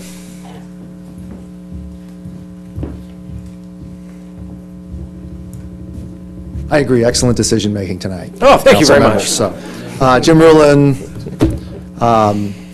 San Clemente resident, Planning Commission member, speaking for myself.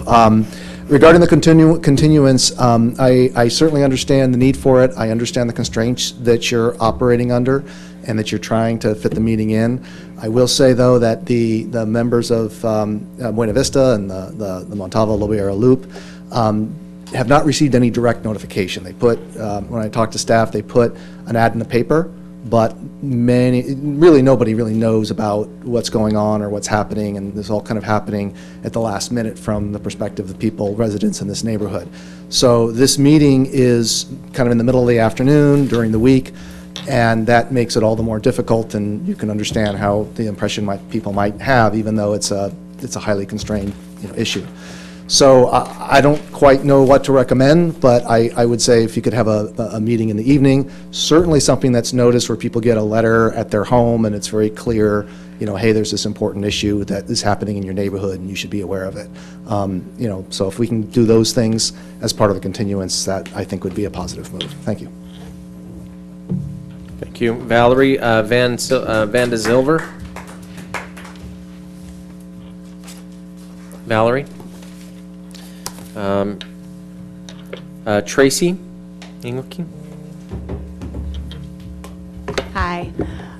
First, I want to thank everybody in the planning department, Jonathan and Carl specifically. They really walked me through this issue. I, like my neighbor, found out about this on Saturday. And I want to thank Kathy Ward. She sent me an awesome note today and really helped me out. And I really find it odd that you have to recuse yourself. This affects every single person who lives in San Clemente, whether your wife is in real estate or not. You should, we should be able to speak to you on this issue. You shouldn't recuse yourself. You live in San Clemente. We all live here in San Clemente. That's why we're here. So I understand you saying well, she has a job in real estate. Well, what is everybody else's jobs? They're all going to be affected by this. Every single person is going to be affected by this. We found out a change is going to happen in our community about 40 days before it's going to happen. Fortunately for me, I got on the phone. I started getting to the planning division. Kathy sent me a nice note. So I know, quite honestly, it's not going to affect me. My home is going to stay safe and the same. But everyone in my neighborhoods isn't. I'm going to go from living in a nice, quiet, mellow, awesome loop, a place I dreamed of living my entire life, saved for 10 years for. I listen to frogs every day in my little, the little creek that runs by our house. Every once in a while, if the tree's blowing off, I can actually see the ocean from there. And I can't imagine now that I'm going to have to wake up to parties, hotel use, people in and out constantly. To tell me that you're going to take 400 units and turn 80 of them into short-term living units. Because we're talking to the regular. I know I got all sidetracked. You did great on Dang the it, I was process. doing good for a minute. You nailed the I was process getting there. part, I'm yeah. sorry. I'm sorry. But anyway, seriously though, thank you. So I think you should reconsider recusing yourself. I really do. I think it affects everybody in San Clemente. I think you could reconsider a continuance. I won't be able to be here, so I was really grateful. You have my letter, which outlines experiences that I had with an illegal unit. And so anyway, thank you all for your time. I wish I was here to talk about something cool like the Paul Walker statue so I could get on TMZ. But thank you so much, and thank you for being an awesome city council, an amazing city. Thank you, Tracy. We can't all be on TMZ. I know, right? You know. It's going to be my day. Hugh Limebrook. I have to say, that's probably not the way I imagined I would ever be on TMZ, by the way. Yeah, thank you, Mr. Mayor, Council. That's a hard act to follow, I'll say. Just came to speak about how horrible the continuance of the short-term lodging units would be on our lovable little loop down there. And one of the biggest problems is Sir, about parking. I and so what I no, would... if I may.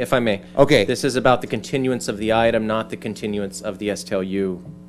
Okay, we got this message on our door, 2 days ago? Did anybody else get that? Yeah. That's how we found out about this. I put it there. Did you? Who put that? Who was that? We put it there. Thank you for that. Thank you for that. Why is it such a secret?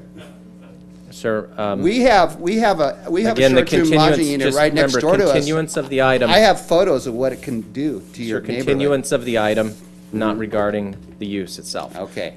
You're welcome to come back next Wednesday. And I wish you wouldn't recuse yourself. I'll speak to that after your comments. Thank you. Thank you, sir.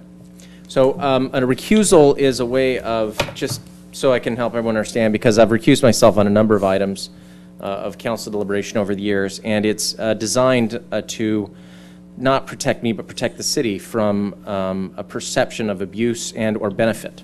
And so that if I was to profit or lose a single penny due to a decision, then it would be more proper for me to recuse myself. And so there have been statements made that, what's your interest? And ultimately, because of my wife's real estate business, there is the opportunity for me to benefit or to lose a penny, or at least the perception could also be seen. And so in that case, it's more appropriate for me to recuse myself from the item in deliberation, allow for the public to believe that the people up here are deliberating on this question with only the correct motives in mind, and not someone who would be able to see a benefit or a loss from it. That's why it's a recusal. We've all recused ourselves on different items in the past.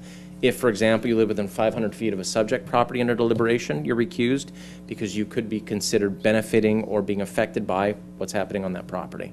So believe me, it's nothing we search out. It's not something we want, but to be able to preserve the process correctly, you have to, this is what you do. And so, and that's why we did it. However, we do have the opportunity to vote on a continuance tonight. We advise that all the folks that are, that showed up tonight, we appreciate you attending. Please come next Wednesday, and you can make your voices heard as well during that. What time? That is going to be at 4 o'clock. See, what he said is true. You're cutting out all the people who work for a living. Okay. So I'll entertain a motion. All right, this is item 7C, which is the Code Amendment Regulation of Short-Term Lodging Units, Zoning Ordinance Amendment 17-392. I move that we continue this item due to lack of quorum to Wednesday, May 9th at 4 p.m. in the council chambers. Second. Okay, we have a motion by Donchek, second by Ward. All those in favor? Aye. Passes 3-0. All right, and then I would like to, this idea that people don't have knowledge or don't have information, if we could post this, maybe do a Facebook posting on it, if we can put it on the website, Are there any other? I'd go a little further than that. We've received a whole series of emails from people with concerns. I think we ought to reply to all those emails with the update as to the May 9th, and then also take an advertisement in the newspaper. And anything else you can think of, especially for the loop in North Beach? Okay. Direct mail to folks affected by this be a more effective way? Yeah, that's probably not a bad idea, because we've got the addresses and we could, yeah. We'll do our best to get some. Okay. Folks don't have Facebook, they don't get the newspaper, but if you send it to their mailbox, you have a record that they. So, yes, thank you, appreciate it. We will do what we can to get the word out on this. This has been something that's been in process for 3.5 years of contemplation, and just to kind of tie off on it, especially on this question here, is that there's an entire page dedicated on our website to this question. Not sure if many of you navigated to it. There's a whole STLU ordinance webpage that exists where you can get as much facts as you want. You know, we have another line. You may live. Sir, you are talking to the wrong person if that is your complaint. Yeah. I'm being very candid. Well, Okay, I'm being very candid. Don't expect that we see the same things you do. I appreciate that. I'm not sure about Buena Vista, but could you post a sign, because we have one entrance went out, if there was a sign close to. I think that would probably be the easiest, is to post a sign for folks interested. People can see it when they're driving in and out, and we really. That's a great idea. Thank you. All right, that's it on this item. Can I make one comment? Yes. Really quick. I was on the planning commission, and 2 years ago, we did this ordinance, and I believe we talked about Montalvo and Lobiero. We heard from absolutely no one but one person who used to be on the city council who said no one cared. We know that there are vacation rentals on that loop. None of them even seemed concerned. So we took that as no one really cared. But when you say that this is new, it is not new. This is just an update that we said that we would do. But if you didn't make the information available to people correctly. I'm just telling you, this is not new. If you look at past I'm sorry. Okay, Mayor, we're just I think gonna we're done. Thank you. Let's take a 5-minute recess. And for those who had a question, our city attorney was available regarding those. I'm sorry.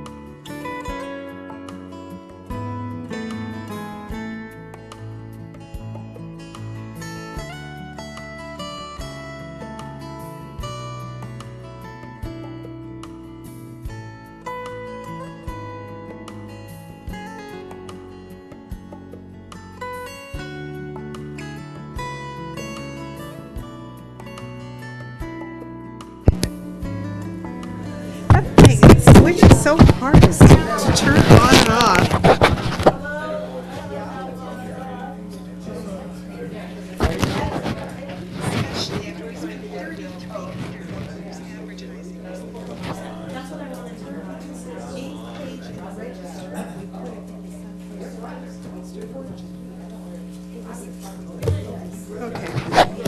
Okay, let's go ahead and reconvene. We are on item D, I believe. Okay. Oh, Adam. I Yeah, like your this is, cool jacket better, frankly, Adam. The blue one. It's got the city one of seal those on days. it. I've been coveting. I shouldn't covet, but I covet that Okay, this jacket. is a public hearing for a weed abatement program for 2018. All right, good evening, Mayor. Good evening, council members. My name is Abatement. I'm the Code Compliance Manager for the city. And tonight I'm presenting the weed abatement order to abate nuisances. In early April, we brought a item to council to discuss declaring weeds and trash and rubbish on vacant lots as a nuisance. Tonight we are back to provide direction to the Community Development Director to abate those nuisances. The vacant lot list was presented at the last meeting. It was approved, and then notices were sent to all of those vacant property owners. They have until May 15th to clear their lots. After that time, the city's weed abatement contractor will go in and clean up any untrimmed lots, and those costs will be billed to the property owners. So tonight, we are requesting that City Council adopt a resolution to order the Director of Community Development to abate the nuisance. That concludes my presentation, and I'm available for any questions. Thank you, Adam. Any questions? None? Any cards on this item? No. Okay, great. Thank you. I'll entertain a motion. We still need to open and close the public hearing. Oh, though. there's a public hearing? Okay, I'll open the public hearing. Any comments on this item? Hearing none, I will close the public hearing. I move that we adopt resolution number 18-15 entitled, "A Resolution of the City Council of the City of San Clemente, California, ordering the Director of Community Development to abate the nuisances by having weeds, rubbish, refuse, and dirt removed from the vacant properties and unoccupied developed properties within the city." Second. Motion by Donchak, second by Ward. All those in favor? Aye. Aye. Passes 3-0. Next is a report from the Public Works Director, City Engineer, concerning the possibility of authorizing additional San Clemente trolley service for the 2018 summer operating season. Good evening, Mayor Brown and City Council members. Tom Vonnegut, Public Works Director. So I have a couple brief points to make, but this item is basically to seek your direction on what, if any, preferences you have to change up the service for the upcoming summer 28 operating season for the San Clemente Trolley. And that's because, as you're well aware, we have a grant for that, and the grant, if no changes are made, the no action plan is this is what the planned service would be. The trolley would start operating on Friday, May 21st, and run through Monday, September 3rd, which is Labor Day, on Friday, Saturday, and Sundays. That's what the grant covers. As you recall, though, last season you opted to add Thursday service at full 100% city cost, and then you also extended service through the end of September. So, and in the mix also, at your direction, staff did apply for a second grant to OCTA, which is now being considered, which, if it's approved, would release funds that could potentially increase the summer trolley to daily service, Monday through Friday, Monday through Sunday, basically every day of the week, and that could start as soon as mid-July. But that's, of course, not guaranteed, and we probably won't know the outcome of that until at least the end of May, if not June, when the board schedules the item for consideration, the OCTA board. So with that, staff is just looking for direction if you wish to make any changes, and the staff report has outlined a few options and costs, depending on what your inclination may be. If you desire to add Thursday service through mid-July to try and wait until the grant comes, if we get it, there's a cost to do that. If you wanted to do Thursdays basically most of the season like you did last year, there's more of a cost, and then options for daily service. I will tell you, as I mentioned in the report, there are air quality management funds available, probably to the tune of about $50,000 or so. After that, if you desire more service, we would need general funds. There's just not that much left in that air quality fund. And then finally, a second item is a request that the outlets at San Clemente had made previously, and before we get into this operating season, we are looking to see if the council's inclined to give us any direction. That was a request to change. This is the left photo here is an actual photo of the rear quarter panel of the trolley that has main destinations that the current route services, and the request by the outlets was to change the Shorecliffs designation to the outlets at San Clemente. We have a little bit of a mock-up on the right side of what that would look like, because the trolley actually goes into the outlet center. There's a stop by the Starbucks there, and then it circulates back out. And the estimated cost to do that on the 3 vehicles, the 6 quarter panels, is probably not going to exceed $2,000. It may not be an exact match, but it'll be a close match, somewhat looking like the graphic on the right. So with that, staff is seeking direction on those 2 issues, and I'm happy to answer any questions you may have. I have one question. I know for a fact that this doesn't come to the OCTA board until June, and you say that in the staff report. Does it prejudice our ability to get an approval if we were to commit funds through the summer? Do you see what I'm asking? The thought process being, well, it's already been taken care of, so the grant monies aren't as necessary. It's a great question, and the best answer I can give is that the application is in. We've already had 2 rounds at the staff level with OCTA asking us questions and responded, so it's in process, and I would like to think that the consideration and the recommendation that goes to the OCTA board is based on the merits of the application as it is, not what your council may choose to do until we get awarded that grant, if the recommendation is to award it. Okay. And then along those lines, is there a scenario where we can approve through July 12th, and then you come back and we backfill if it turns out that the granting doesn't go San Clemente's way?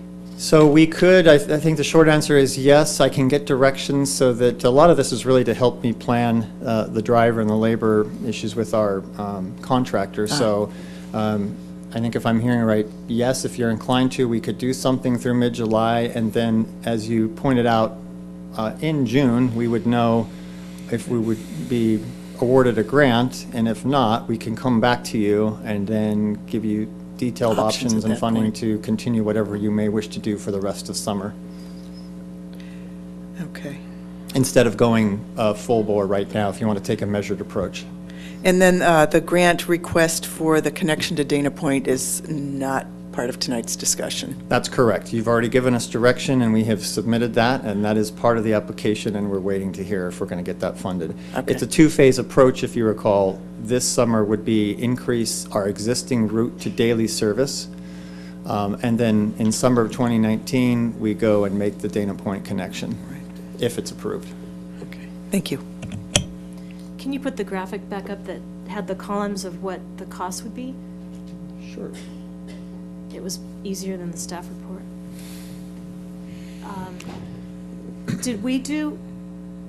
We don't have any kind of study on what daily service, what that might be, right? That was just something we talked about. We didn't do a study of the interest in that or what we think the ridership would be. Is there a minimum ridership for that? There is a minimum, there's a minimum ridership to maintain eligibility for the grant.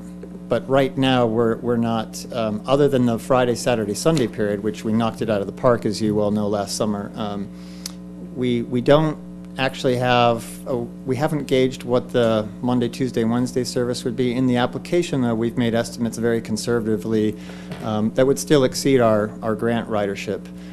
We have heard, anecdotally that this is a great thing and run it every day.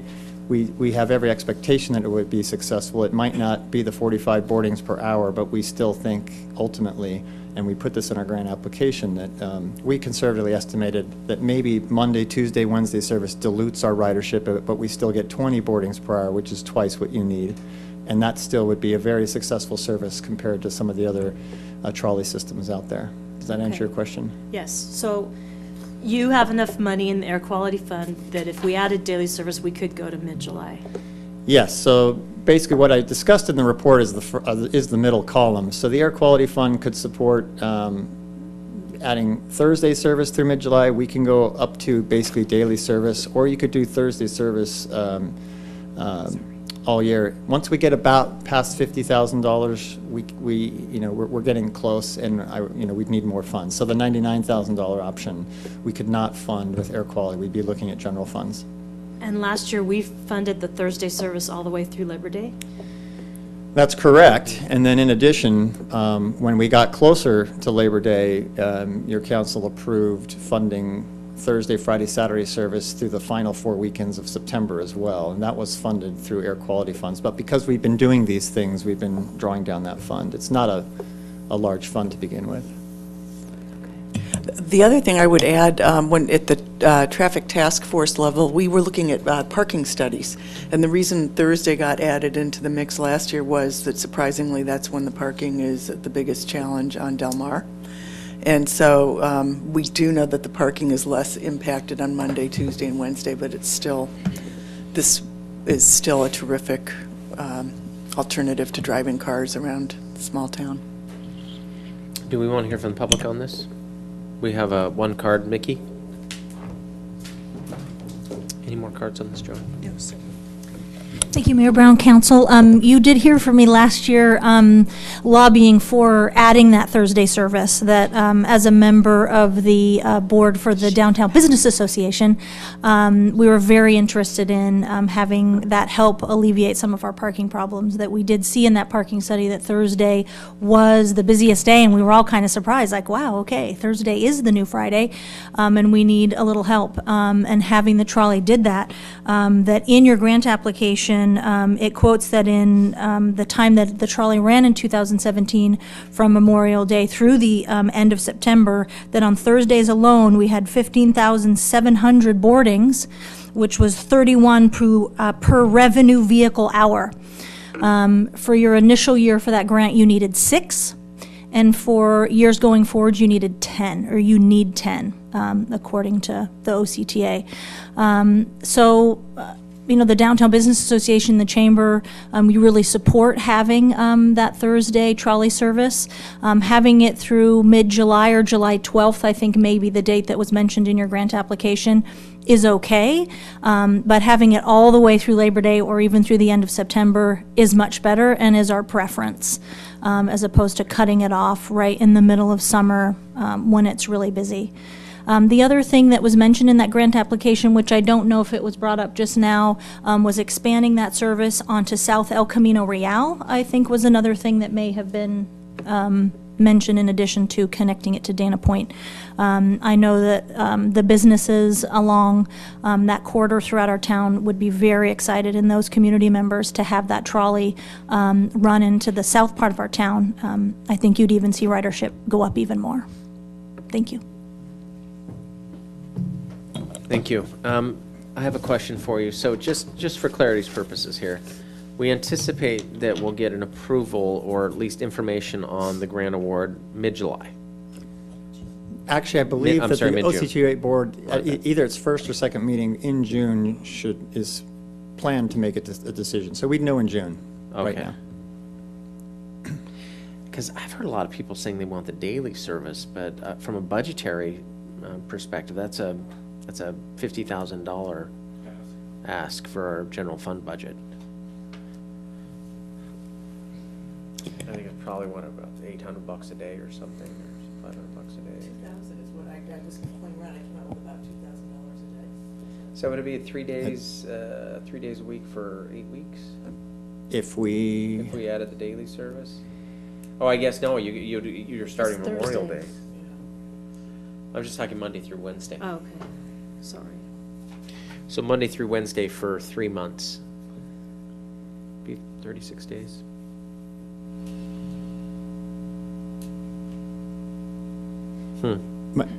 We didn't provide a staff recommendation. I will, if I may, throw out food for thought. The community's used to, and the Thursday service, as was pointed out, we have ridership numbers. We know that was successful too on its own. you may want to consider, because that's a known entity, is doing that. And then we'll see where we are in June, once the OCTA board makes a decision. Either way, I need to come back to you because there are other agreements and things we'll have to do, and then we can survey the lay of the land there. A potential problem is going to daily service now, and if we're not successful in the grant, you're going to be more hard-pressed. You may have to pull back a service level that you may not want to do, or find monies that you may have other needs for. So in this case, we commit to Thursday through Labor Day. We know we can fund it. Right. And then if we get the grant funding, then we can well, if we get the grant funding, then we'll come back and do some cleanup items, and we'll basically at that point have the grant be covering part of that service. So we'll be pulling back some of our air quality funds. We won't need them. We'll have the grant, and we'll be going to daily anyway in July. So we'll be continuing to ramp up our service. So you won't be losing service. You'll be gaining more. But at worst case, you've got what we were used to last year, which we know is successful. Can I ask for a hybrid? This is an interesting thing, a hybrid approach.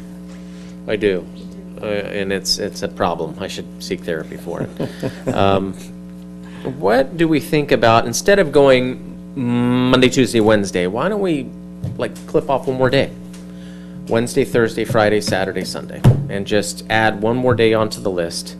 I imagine our contribution would be it'll end up being around 60, 55 if we do that, just by adding that. One day is 16 or 32, so you'd be adding, because we know what Thursday It'd be costs. 64 effectively. Yes, through Labor Day. Yeah. Yeah. But only 10 to 12,000 in the general fund if we have 50 left in the air quality fund. And then and then. Council contingency. Oh, we do? The reason I say that is because we can build incrementally. And then if we also have the potential of, even if we don't get the grant funding, we could still fund it.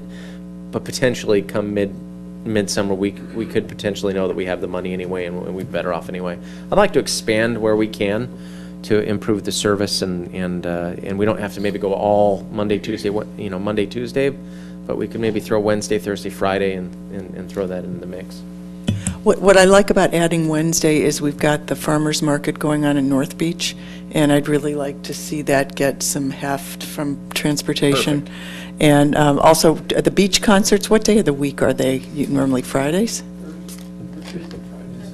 Thursdays and Fridays, yeah. But I'd really like to activate North Beach with the addition of Wednesday. I think that would be an interesting decision. So if I was to propose, then maybe for, recommendation here is that we add Wednesday and Thursday through Labor Day, so for the entirety of the summer, and along with our typical Friday, Saturday, Sunday service, and then let's hope that our OCTA grant goes well, and that we will be able to be made whole mid-year and be able to benefit from it.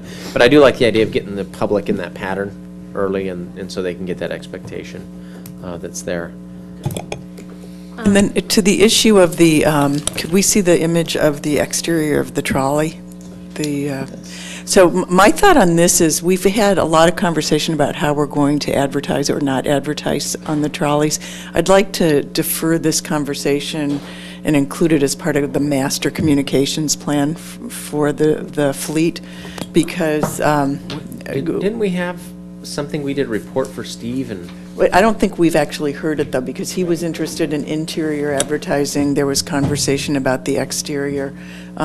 We did talk about doing that at some point. And so in the interests of having a master plan, I'd like to defer any changes. And then I'd also, in conversations with the outlets, if they are interested in this, maybe they could help subsidize part of the trolley experience. And then the final thing is Del Mar, we should if we ever do repaint these, we probably should put Ave Del Mar as opposed to we're going to the racetracks.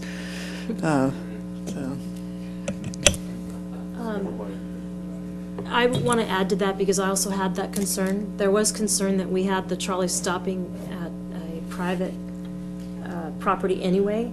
I think identifying it as one thing, like saying the outlets or outlets, but saying the outlets at San Clemente would be advertising, in my opinion. I think we could look. Outlets is, that's one way of. Well, and for their avoiding- purposes, probably interior advertising, if we end up going that direction, would be more interesting to them anyway, because a person is sitting in a seat and captive for the ride. Have we heard that trolley riders are confused by the short cliffs? I haven't heard any comments on that. I think it's just advertising. Okay, so we're going to defer that? I think it would be worth looking at, globally, from a larger perspective, like Lori had said, taking a look at, interior, exterior, what's that going to look and feel like. We have, we have the BPR Foundation, we have OCTA, and that's it, right on the back, in the city of San Clemente. And you said, and the Friends Foundation, you said? Yes, yeah, okay, yeah. right. Those are the only signs. Those are the two, so there's an OCTA So we have logo. to, we have to, contemplate whether or not we want to enter into that type of commercialization, and if we did, what it would look and feel like. Is there a tasteful way to do it, or do we just not want to walk down that road? We have to make that decision. So Okay, I will. so I'll make the motion if we get the numbers, so. Actually, I can read that to you if you like. I was just Okay, writing I it down think here. that Tom should make the motion. I like it. Thought I'd help you out here since we, so what you would, and this is to, just let me rephrase back, so it's your desire to make a motion that would propose to add Wednesday and Thursday service, beginning Memorial Day weekend and extending through the Labor Day weekend. That's what we'd be doing, is that correct? Okay, That's so right. to do that, the motion would read as follows, or my suggested would be, A, or 1, to authorize the mayor to execute amendment number 3 to the professional service agreement with professional parking and transportation services not to exceed $52,000 to provide Wednesday and Thursday trolley service from starting May 31st through September 3rd.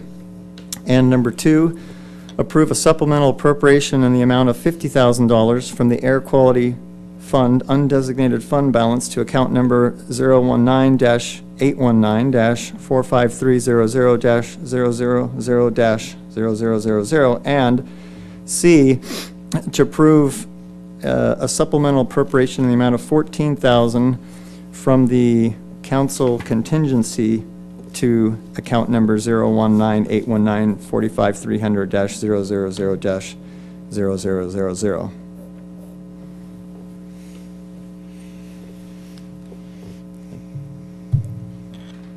And that's in recognition of the limitation on the Air Quality Fund, one option for you to pull general funds, and then the difference between the amount for the parking contract and why I'm asking for a higher appropriation is to cover fuel costs and inspection and maintenance. Okay. I'll make that motion and include in that we defer the conversation about the destination label change on the trolley vehicle to be included in a master plan of how communications and advertising may or may not happen on the trolley vehicles. Second that. Motion by Donchek, second by Ward. All those in favor? Aye. Passes 3-0. Great, thank you. Thank you, Tom.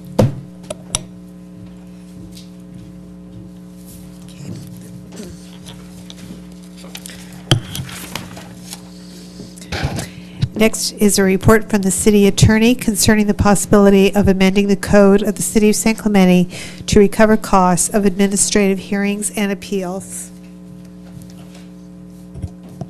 Mayor and Council, this is brought to you as a collaborative effort. One significant and growing cost center in the city's budget is the cost of administrative hearings on appeals of administrative decisions and administrative citations. Those currently are underwritten by the public rather than the appellant in these cases. And so what's before you is an ordinance that requires that persons wishing to appeal those citations or have a hearing on them must have a little skin in the game.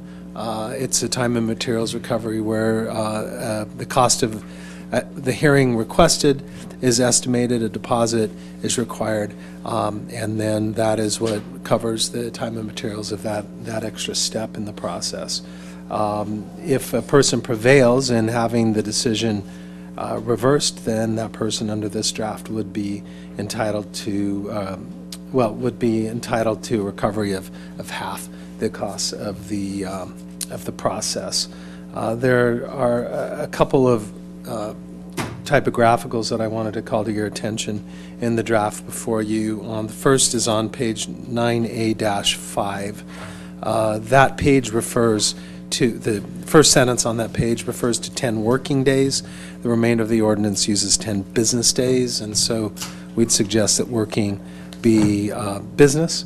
On the preceding page, 9A-4, there's the trigger sentence in 1.22.020A that says, whenever an administrative hearing or appeal is authorized. It should be clear here that what we're talking about is administrative hearings or administrative appeals, not every appeal brought to the council or called up or taken to the planning commission. So that sentence we'd like to begin with, whenever an administrative hearing or administrative appeal is authorized. So with those two corrections, one to change working to business days and the other to clarify that we're talking about administrative hearings or administrative appeals, our recommendation is that the council introduce this ordinance and pass it to second reading. Any questions on this item? Lori? Kathy? Scott, is this a best practice? Do other cities have similar types of ordinances in place that allow for cost recovery in these cases? Yeah, and in terms of my experience, the vast majority of cities have some kind of a cost recovery for this opportunity. Yes. Okay, thank you. If there's no other questions, Brad?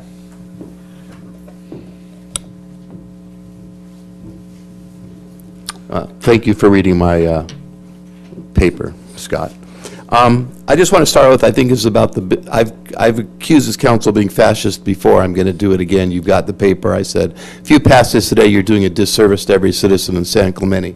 It's hard to believe you'd actually want to do this. And the proof is that Scott just said that it's a cost recovery. He hasn't stated that $1 ever been spent on this. Now, we know it has, but what's the magnitude of it? We're not told. Is it really the point of this council to use sledgehammers to kill ants? I don't think it is.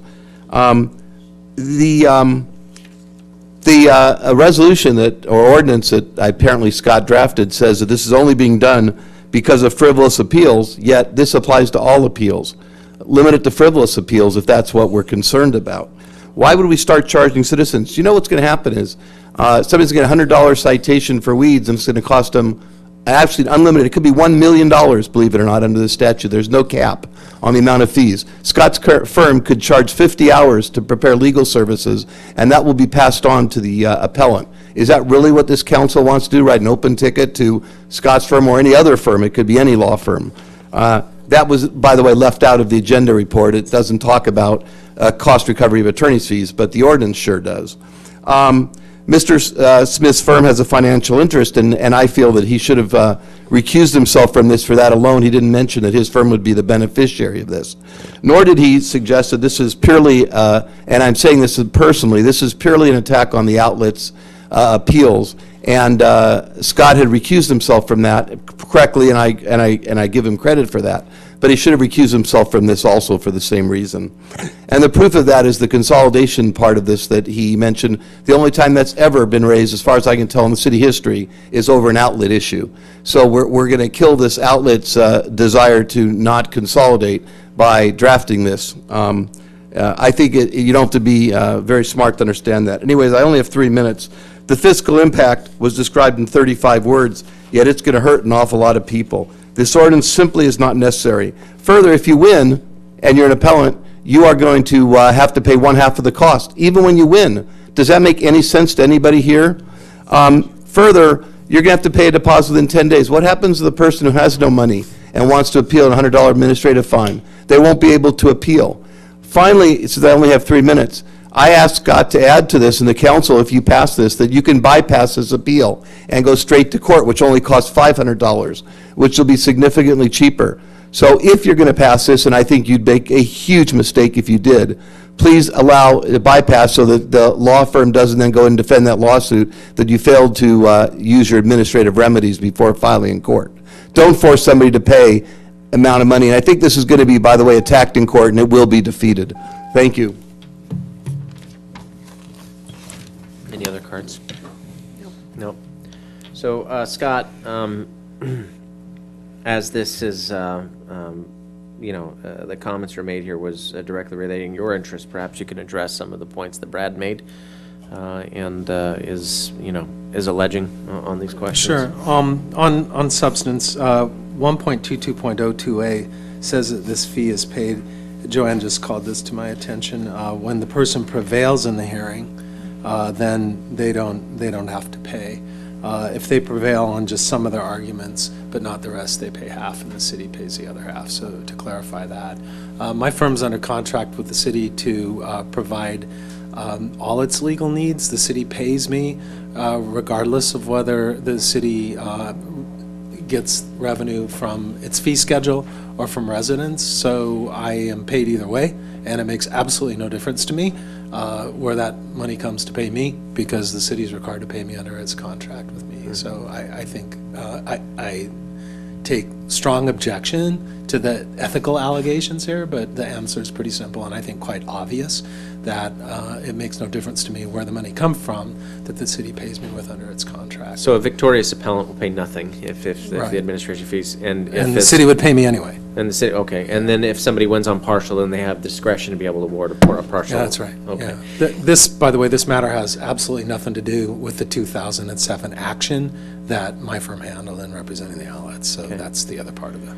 And then the last item is so there's this idea that, let's say somebody gets a $100 ticket and they want to appeal said fine. Is the opportunity for this massive $2,000-$3,000 action, the possibility to come back, and so just to challenge a $100 fine, they're going to have to run up thousands of dollars of legal fees? No, that was the idea, I think, that that led to us settling on a time and materials recommendation, because the time for preparing and bringing that to hearing, and for that matter, for hiring the officer, it would be handled in a big bundle during the proceedings that occur in this chambers, and therefore for the minor, simple, straightforward appeals, we think the cost would be very minimal. Okay. And this is something that other cities, and I would assume in this case, and so I'll expound at length here. I'm sympathetic to what Brad was saying, is that it would discourage people from appealing, or they would feel like they don't have process. But I think what happens is that for the people who the challenge is the people who are bad actors and want to abuse the system are the ones who make it an incredible burden on the city by using this process to effectively what I consider to be an abuse of the system. I think that as long as we are operating with discretion and with a sense of rational thought, that we can ensure that we're not overly burdening the residents on this. This isn't anything where we're looking to extract blood. It's simple cost recovery methods, and also one that I think is perfectly reasonable, especially if there are grounds and they win on those grounds, then the fee is nothing, and that's the case. And I think in a lot of ways, that's why some of these regulatory functions exist, so that you don't have people that are being frivolous in those instances. Just to append to that, Mayor, if I could, this all happens after a long notice, meet and confer, can you come in and talk to us process. So really, which, by the way, in that sort of pre-filing, pre-citation process in San Clemente is very exhaustive. And so this is after a lot of meet and confer, a lot, can you come in and let's talk, breaks down. Okay. Any other questions on this item? Lori, Kathy? Okay. I'll entertain a motion.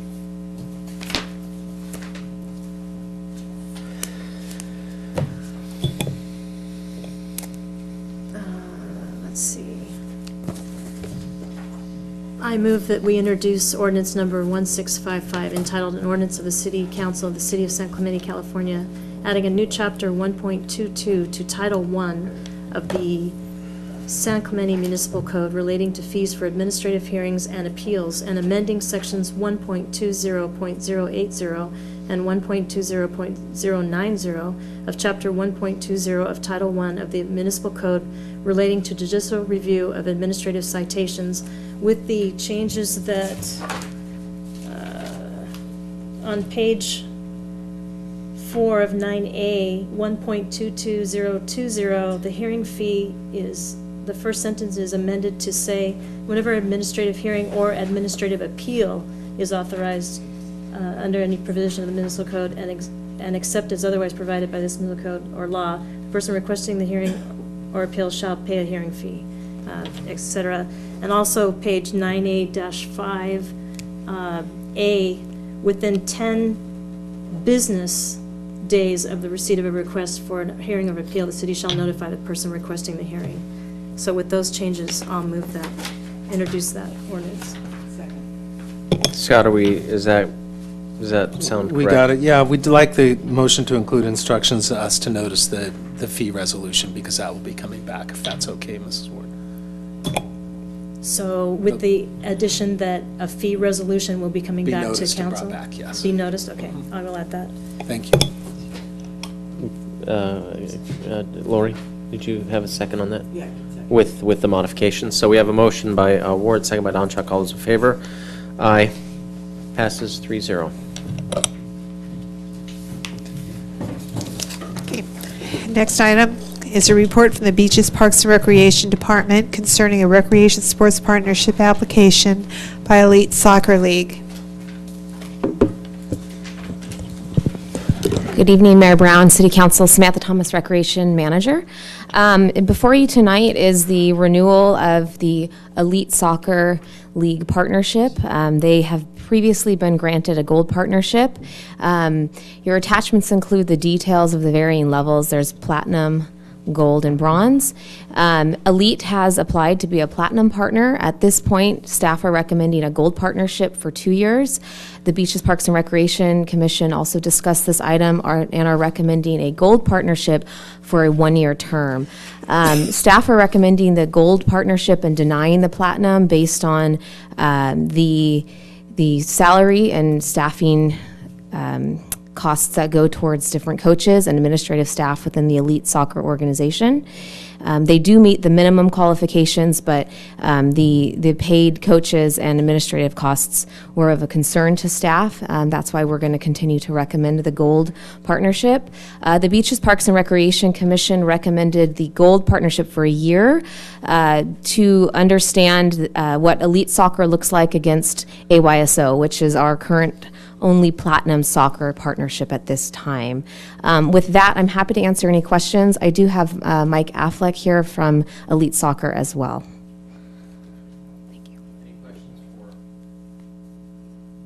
Samantha Thomas? Great. Mr. Affleck. Thank you for your time on this. As you may know, Elite Soccer League's been in San Clemente this will be our 13th fall season. We've had 11 winter seasons and 11 spring seasons as well.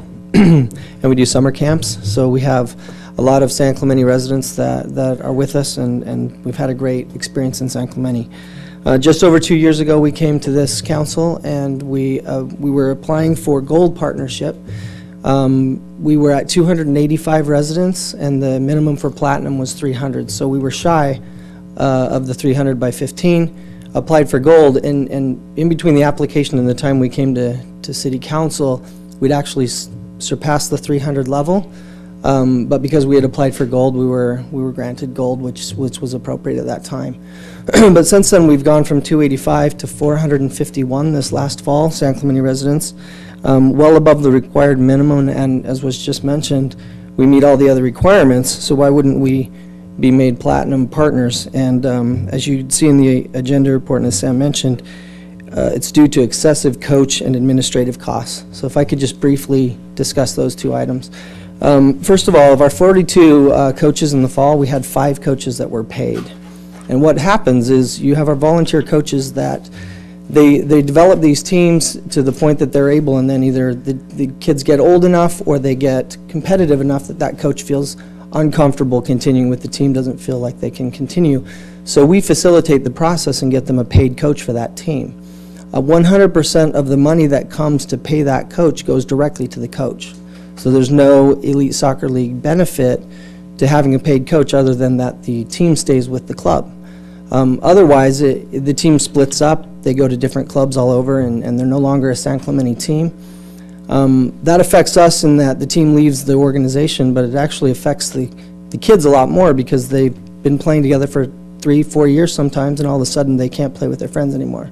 So that's the purpose of a paid coach. Again, it's 5 of our 42 coaches from the fall, and none of that money comes back to the league. So that's number one. Number two, administrative costs. I'm not exactly sure what's considered excessive.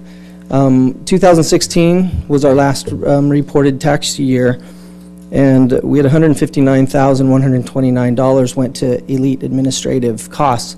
In AYSO, their CFO makes $262,264. The CEO makes $252,542. That's 2 people alone that make almost double what the entire ESL staff make. So I don't know what the calculation is to come to excessive, but they have several others that make over $100,000. So I'll leave that to you to if you think that it's excessive or not, what comes to the administration. Finally, just our projected growth. I'm out of time, but our projected growth for this fall. Take a few extra moments. Okay, we have, in the application, we assumed we'd get to 500 for fall, but we've had so many registrations, primarily in the recreational divisions of kids born in 2014, 13, 12, and 11, that we're now projecting we'll get to 600 or more kids for this coming fall season. And I think that that's a clear indication that we provide something that the San Clemente residents appreciate and want. So I'm not really sure what the rationale would be for not giving us platinum partnership to put us in parity with AYSO. It would seem unfair and discriminatory based on we both meet all of the requirements, but for whatever reason they have been able to enjoy preferred access and preferred pricing, whereas our kids should be able to enjoy the same. So that's it. I'm here for questions, whatever you may have. Thank you, Mike. Any questions? Appreciate your time. Okay. Question for you, Samantha. Samantha, I don't have any kids in AYSO, but is that a national organization or state or county or? AYSO is national. They do have a regional San Clemente chapter that's been around for a number of years. Regional being what? So there's a San South Clemente, County? yeah, then there's a South County, the regional area. But the partnership that we have with AYSO is specific to San Clemente. The AYSO of San Clemente currently has about 1,600 players that they serve in this area. So is it the AYSO president or whatever that's making $252,000?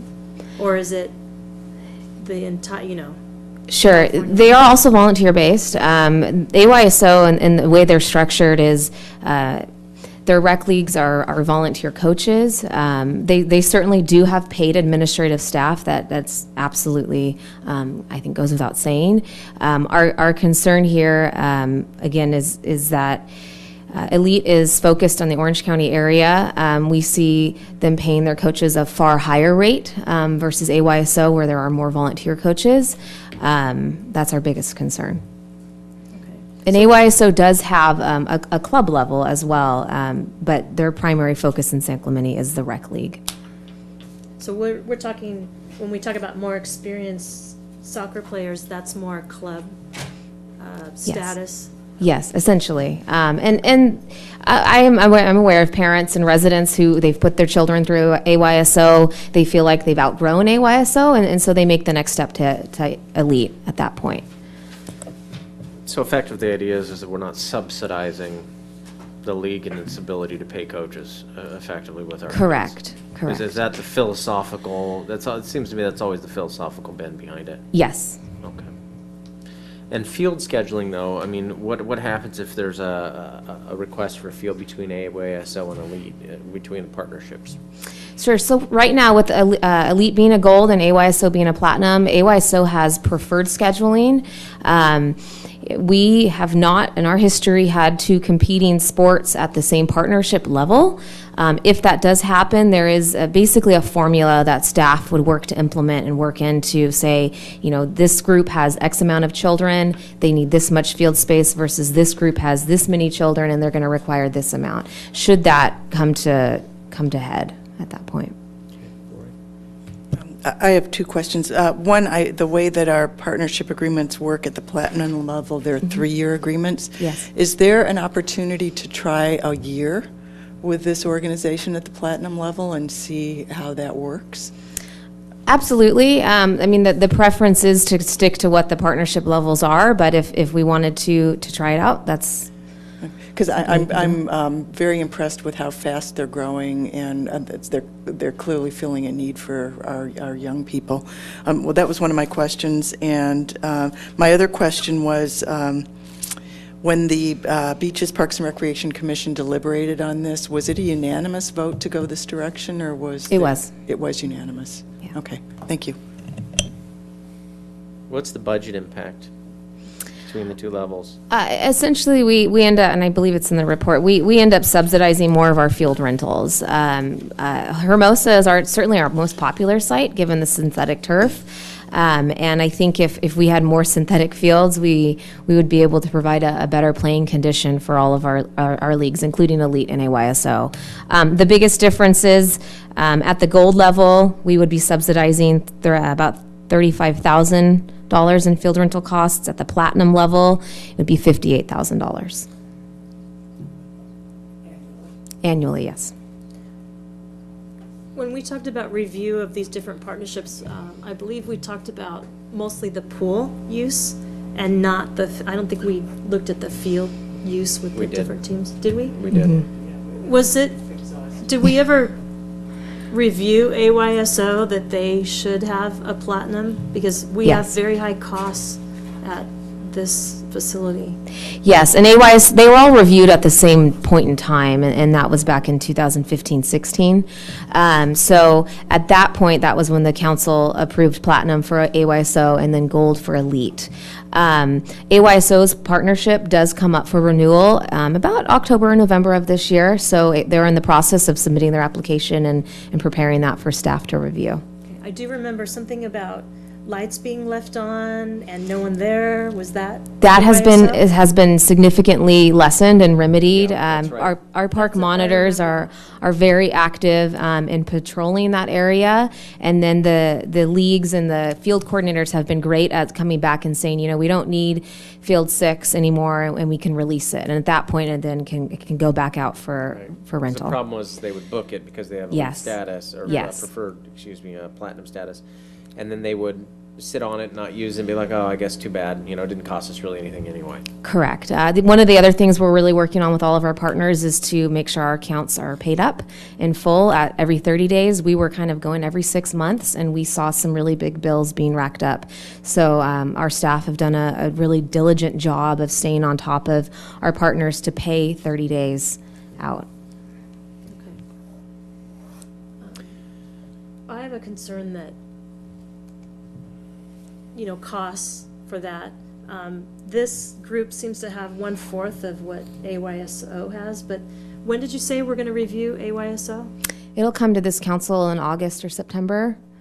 Their partnership expires in October, so we would hope to be, ahead of them. So is it more costs or is it field use to them? I believe it's field use based on the comments from the commission meeting that Mr. Affleck reflected on. They would like more field time at Vista Hermosa and just a better spread of opportunities for field allocations. So I'd rather see a solution that remedies that than talking about eliminating costs. subsidy. Yeah, just really look into what it is, because if AYSO is so large that they just have carte blanche to use this and they're not using it all, I think that needs to be reviewed, and you said it would be. But maybe that needs to be moved up so that we can decide this one. Well, I don't know if there's any advantage of that, or I it's just think- too much to ask. first. I think we can make the decision independent. I'm intrigued by the idea of also, I mean, listen, we're in a very tight budget cycle.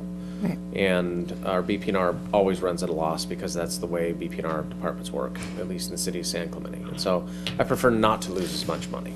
That would be my desire here. But if there's an opportunity maybe more equitable in field distribution, then maybe that's another talking point. The problem is that I don't know if our partnerships are crafted that way. If we can just unilaterally say, oh, we prefer the same amount, but give them more opportunities for fields. Right. I don't think it's crafted that way. We'd have to redo the partnership agreements. I mean, Essentially, yeah, the policy. And it's doable. It was done 3 years ago, so there's certainly new and better ways to do things. Painful. Yes. It was. I remember it now because of the field issue, but what if they were both gold? Wouldn't that remedy it just means some of that this? the AOS would pick up a lot more costs. Okay. And we're not doing that tonight. No. I'm just looking for. So the commission recommended the 1 year at gold to do exactly this, of review both organizations. And then at the same time, we could also review the partnership policy to see if there's a different way to speak to field allocations. And if it is the synthetic fields, we do now have Jim Johnson, so maybe that's a separate entity that's addressed within that policy of how we allocate synthetic turf versus our natural turf as well. Can I hear from the applicant? Oh, I'm sorry, go ahead. Just to clarify what you Sure. said, so you're saying that a 1 year gold is an option that you would like because it would let you go through the cycle with That is what the commission recommended. Oh, So- okay, thank you. Yeah, and then to be clear on that, that would be a 1 year that's post-dated back to November, because that is when Elite's partnership expired. So that would essentially bring their agreement back in the fall, October or November. Oh, I see. Yeah. Okay.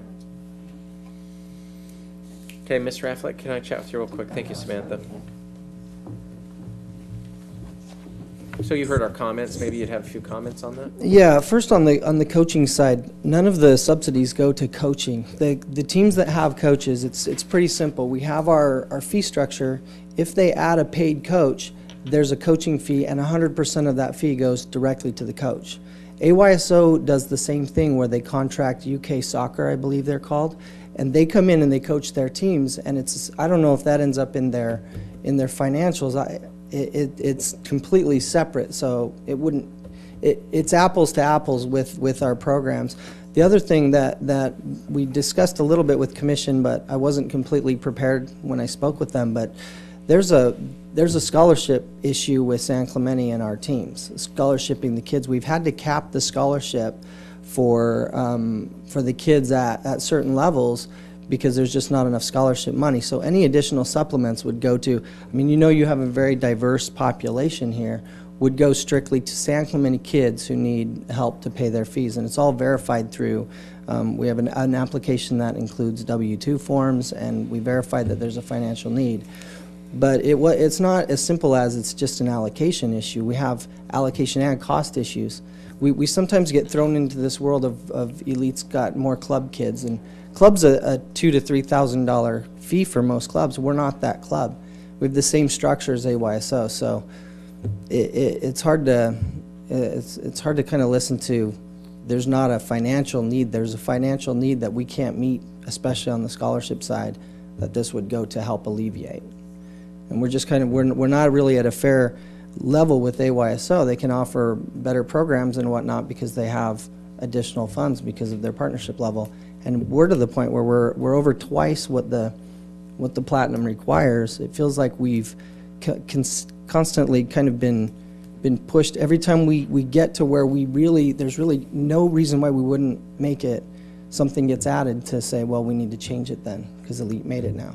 It just feels unfair and it feels discriminatory, really. Well, I think, I'll be candid, I'll have a conversation about it. I think from a Parks Department point of view, we lose money on our programming. And it feels in these cases, particularly when it comes to, AYSO and some of it, that the local coaches who work for free, that you're subsidizing it, but there is a gain, but it's spread across an entire nation. It's one part of an increment. Elite feels a lot smaller, which means that the salaries that your organization receives directly benefit from a lower cost field, meaning that at some point there's a benefit derived from a $20,000 subsidy.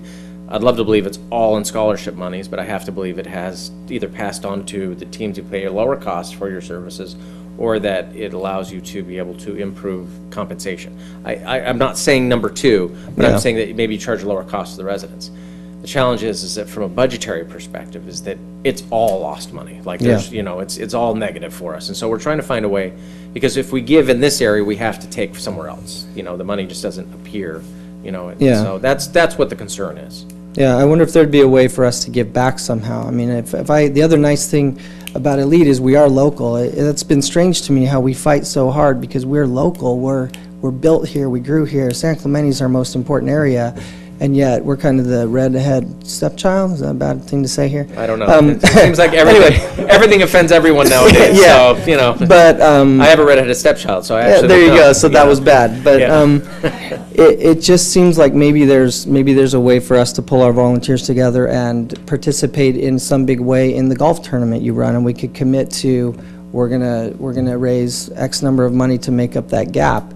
It feels like there should be some other way other than how do we make it so that, you know, Elite can't be quite up there with AYSO when the city is crying for that based on our growth. You know, our growth is going north and others are going south, and so. I mean, you present a compelling case, and we appreciate your time. Thanks for coming on. Thank you. Yeah, appreciate that. Samantha? So I'd be inclined on this one to approve the one-year gold, and then let's revisit this all in more of a global scale with AYSO come this November. Okay. Because I've heard this, I mean, we've had this conversation with Mike over the past 3 to 4 years. It's always the same conversation, but his numbers are compelling in terms of a growth locally, and if there is a local service, do we commend that by awarding a platinum partnership because it is a local organization instead of a large national organization? I think that should be part of the conversation come this November. I think there's an opportunity to recognize that. Can we do that tonight? Not in my mind. I think we just kind of have to go. No, I think, you know, the BPNR Foundation said that they would like to consider all platinum applications at the same time and review them, and that's why they wanted to give them just a 1 year. So I think that's kind of what we all said. So I think we should go with, my opinion is go with what they recommended for now. Yeah, I would support that as a direction to go. And what's really interesting to me is the access to the field versus the cost. And so if we are going to revisit the policy, which I think we should, I would put that front and center in terms of what that looks like at all levels and for all of our partners. Yeah, because they have a coach that's compensated differently, does it mean the kids shouldn't have access to the same fields as they were? So that's an odd question to me. I think that there's an opportunity to make a more equitable distribution, even if we can't bridge the financial gap, that we should be able to allow for field use. And prior to the kind of the overhaul of the partnership policy, most of our leagues donated a substantial amount of money beyond just their field reservations. Now, at that point in time, when we did overhaul it, we increased or decreased the percentage that they were getting off. But at one point, you know, we would see AYSO donate $40,000 towards field maintenance, and then that would go into kind of our maintenance fund, and we'd be able to buy new soccer goals or do it whatever we needed. And I know I've spoken to Little League, I've spoken to AYSO, I would assume Elite is up there as well, that if there's extra money to give, they certainly would give it back to the city if that door is open. So that could also be something we work in as well. Maybe we could just have that bridge to, you know, maybe there's an opportunity to bridge that gap by using in-kind contributions. Sure. You know, if we're going to charge, say, a platinum level, then the other 20,000 can be an in-kind contribution that your league could do over the next year or something like that. Yeah. So we can contemplate that from a global level in November. Mike, we'll have to see in November on this one. Thank you, sir. And keep doing what you're doing. To have that great. kind of a growth history and to have 9 out of 10 of your members be residents is nothing short of amazing. So And I think gold was an improvement. Wasn't it a vast improvement based on where you guys were at previously? It was, yeah, that was. It was good. So we're working through it. Yeah, we're working through it. Okay. I'll make the motion that we approve and authorize the mayor to execute an agreement contract number C18-19 by and between the City of San Clemente and Elite Soccer League, providing for gold partnership status for a 1-year period. I'll second that. A motion by Donchek, second by Ward. All those in favor? Aye. Passes 3-0. Thank you, Samantha. Thanks, Mike. Thank you. Okay, next item relates to regulation of short-term lodging units. I'll entertain a motion on this item. To We don't have any- continue the public hearing to May 9th at 4 PM. That's right. Okay. Anybody, I'm sorry, anybody here to speak on the item number 7C? 9, man, I'm losing touch. 9C. Anyone here to talk on 9C? Seeing none, I'll entertain a motion. I move that we continue this item to May 9th at 4 PM in City Council chambers. At 4 o'clock. I'm sorry, at 4 o'clock, and this is the Code Amendment Regulation of Short-Term Lodging Units, Chapters 1.20, Administrative Fines 3.24, Transient and Occupancy Tax, and a cross-reference to Chapter 8.28 and subsection 17.28.292, parens E, close parens, parens 3, close parens, solid waste collection. I'll second that. Motion by Doncheck, second by Ward. All those in favor? Aye. Aye. Passes 3-0. Oral Communications, Part 2. I don't know if she's here. Okay, we have a single card. Judy Jones, SB 54.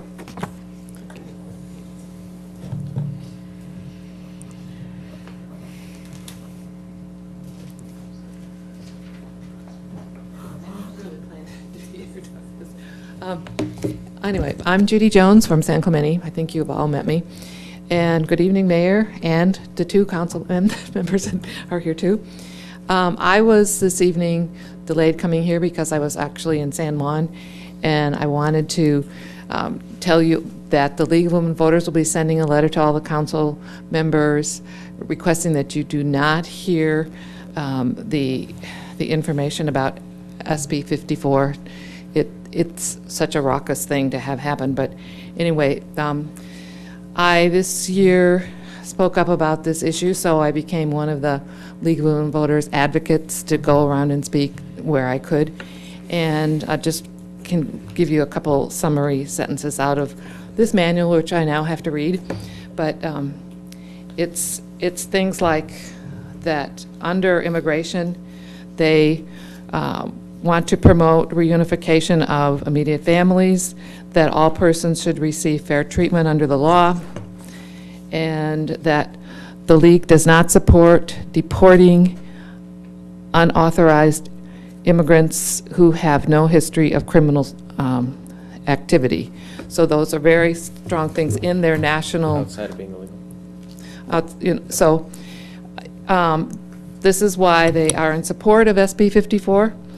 And in addition, the League of Women Voters has signed on with some other groups, including people like Women, I think it's called Women for American Values and Ethics, WAVE, is a group that's done a lot of good work with immigrant groups, as well as I've heard the Catholic Diocese. I know that the Presbyterian Church here, other groups in San Clemente are active in these types of things. And I think that as a citizen in San Clemente, I think your time and your money are better spent with a lot of other issues that I see you have to decide what to spend things in here. I think that everyone in San Clemente deserves to be safe, and that includes immigrants and non-immigrants and all of us here to have a safe community. I know that a League member was told not to attend a Dana Point meeting where this issue was coming up for her safety. I went, and I was told by a gentleman from an out-of-town group that he wanted to beat me up in the parking lot. So I don't think you really want to ask for all that in San Clemente. I certainly hope you respect our opinions, and I will be sending copies of these various letters to all of you, and I thank you for your time.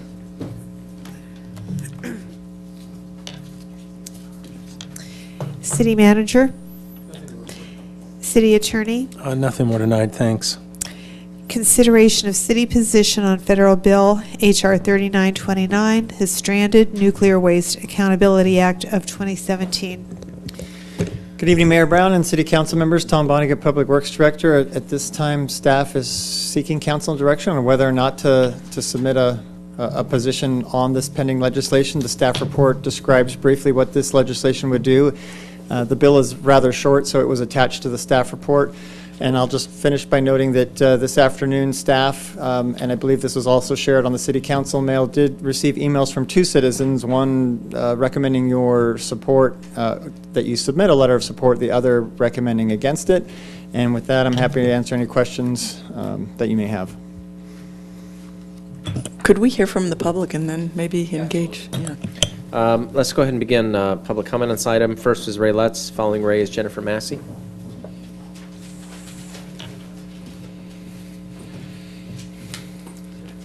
Okay, good. Ray Lutz with Citizens Oversight. Please put these earlier in the agenda next time. If we're here, you're here, Ray. I know. We're in it together. Okay, so there's a lot of questions I have about this. I mean, is it federal land? Is San Clemente in the jurisdiction, or is it San Diego County? I mean, it's hard to know exactly what this means for San Clemente. But let's face it, this is a significant sum of money. $25 million is well worth looking for, especially if you're talking about whether or not you can extend trolley service for $99,000, okay? So this is a significant sum of money. Your budget is $56 million last I checked. $25 million is a lot of money. Now, let's face it, it's probably going to be more than you'll get. But I would suggest that you'll probably have to substantiate, what you're using the money for, that it's related to the emergency preparedness or something to do with this plant. But I think it'd be worth trying for, right? I mean, you have to see if you can get this money if you can substantiate it. I think that it would be smart. My suggestion is to have, this city should have a maybe a standing committee or something on this nuclear plant, all the waste concerns. There's a lot of people interested in that. There's a lot of things going on. It's hard to keep track of it all. The city has a different agenda than the community engagement panel. That's run by the utility. That's their agenda. You need to have your agenda. You need to think about what your agenda is. So that's my suggestion, is to maybe do that. Now, I think you should couple this with the resolution that I suggested, that you're interested in moving the waste away, because otherwise it's going to look like you're being paid off to keep the waste here. And so that's not going to go down very well. So by coupling the two, you can say, look, we've resolved to move the waste away. We're supporting that whole thing. But we do have costs related to this spent fuel and the risks that we have here. And I think you should try to get this money. I think it's a worthwhile thing, and I think it's important to try to discuss this, because there are risks. You are enduring, even if it's not, some people say, oh, there are no risks. There's a lot of perceived risks to this, and that, even if they're not real, they're real to the public. And that has an effect on San Clemente. So that's my point of view. I'd be happy to see this worked on, but basically there's a lot of ifs. I don't understand, this. I think it's a long way from being real. It could be just a sort of a fake bill. Get everybody interested and shut up. It can't be, we'll pay you off and you shut up. Okay, thank you. Thank you, Ray. Next is Jennifer Massey. Okay. Lori Hedrick. Following Lori is Gary. And finally is Jackson Hinkle. Anyone else like to speak on this item, get a card submitted, please. Good evening, Mayor and Council. Lori Hedrick, San Clemente Green. We're very grateful to Tom Vonnegut and San Clemente Emergency Planner Stephen Foster for bringing H.R. 3929, the Stranded Nuclear Waste Accountability Act, to the Council's attention. It appears that this bill would not give anything to San Clemente. Even if it did, it certainly should not be interpreted in any way as a form of consent if we accept these funds. We should use whatever monies we have available to the city to prevent a nuclear tragedy at San Onofre by using it appropriately, such as independent experts could be hired as consultants to do scientific risk analysis, make recommendations, and review decommissioning plans for inadequacies. Emergency preparedness for radiation exposure could be elevated to much higher levels with more educational outreach, continuous real-time radiation monitoring, and realistic evacuation planning.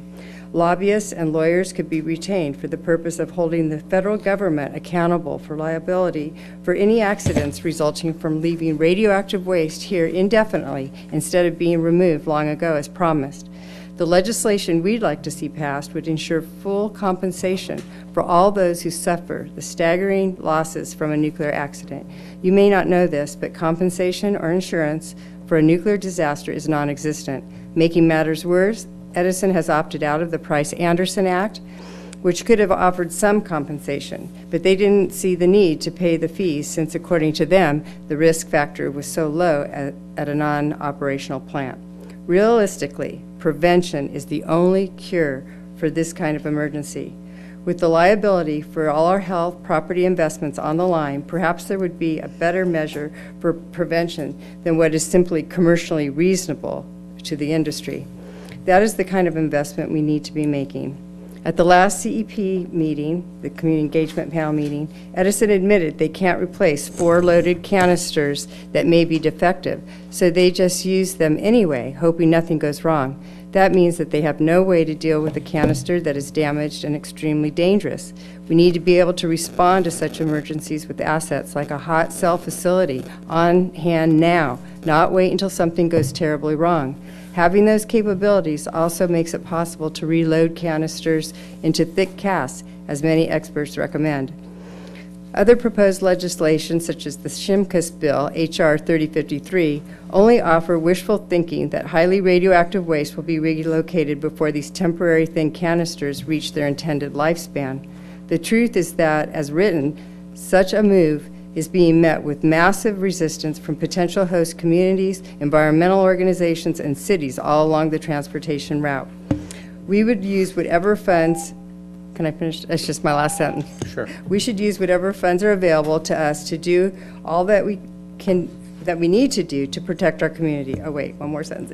It will be several decades before the last of these dirty bombs can be relocated. We can only hope we make the best choices for safer storage while it has to remain here, allowing ample opportunity to deal with this situation safely on our watch. Thank you, Lori.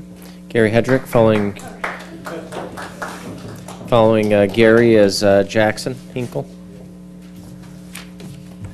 Good evening, Council. Late evening. Thank you for sticking it out and hearing this just discussion. I think there needs to be a lot more clarity on what this bill actually means, and I'm glad you're taking it into consideration. I'm concerned about really understanding how much we need to do to be adequately prepared for an emergency, and this possibility is a welcome opportunity I hope we'll be able to take advantage of. But even if not, there's also money allocated for emergency planning that's provided by Edison to keep I forget the actual name of the organization that keeps all our cities prepared for emergencies. So whether the funds come from one place or another, even if we had to generate our own funds, I think we should be really pursuing whatever it takes to make our community safer. The fact is, we're not safe. The point that Lori was making about canisters that may not be reliable is just an indication of the tip of the iceberg of what could be a problem not too far off in the future. And so the suggestion was made tonight, and I want to follow up on that idea, where we have a committee of citizens and public elected representatives, experts, where much as we did when the formation of San Clemente Green to create a sustainability action plan way back in 2007, we worked for 2 years with the city hand in hand to create a document that really helped to fulfill our general plan amendment. We've been set the guidelines, and I think we could do another similar kind of process using experts and instead of a green ribbon panel, it'd be people that were really experts in the nuclear waste issue. So I'm hoping we'll find the means to pursue this, no matter where the money comes from. I think it's so important for us to actually do that and realize that this waste probably won't be going anywhere soon, even though there's lots of wishful thinking. In New Mexico just last night, they had a huge meeting with the NRC where 96 people attended a meeting, all opposed to the temporary interim storage, and included in that opposition is oil and gas and the dairy, and they're coming out strong to fight it. So we can't just hope things are going to work out. We have to anticipate that this waste will be here beyond the intended lifespan of these canisters, and we got to be prepared. Thank you. Next is Jackson Hinkle. Greetings, Council. Jackson Hinkle, San Clemente High School senior. I agree with Ray in that this bill is very important because it could provide us with a lot of funds for emergency planning and emergency funds. But I would also say that the best way to prevent an emergency is to ensure that it could never happen in the first place. And the way that I think we should go about doing this is ensuring that we have canisters that are thick-walled, that we also have things like what Gary just mentioned, a hot cell, and possibly even looking at hardened on-site storage. But even more pressing than this bill, H.R. 3929, I believe is H.R. 3053, which could be voted on as soon as next week. And that bill is what Gary was referring to as the possibility of consolidated or temporary interim storage. And that would, I believe, truly be detrimental to not only us as a city, but to people all across the nation.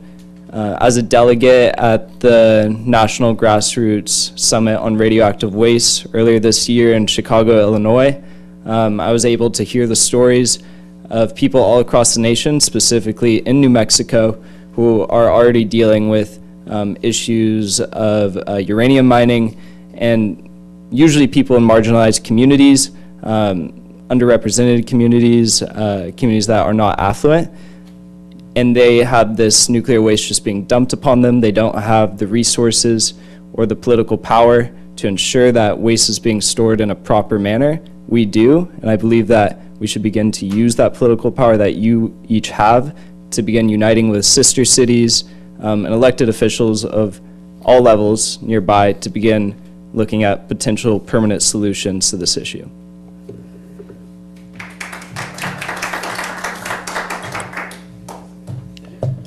Tom, I got a few questions for you.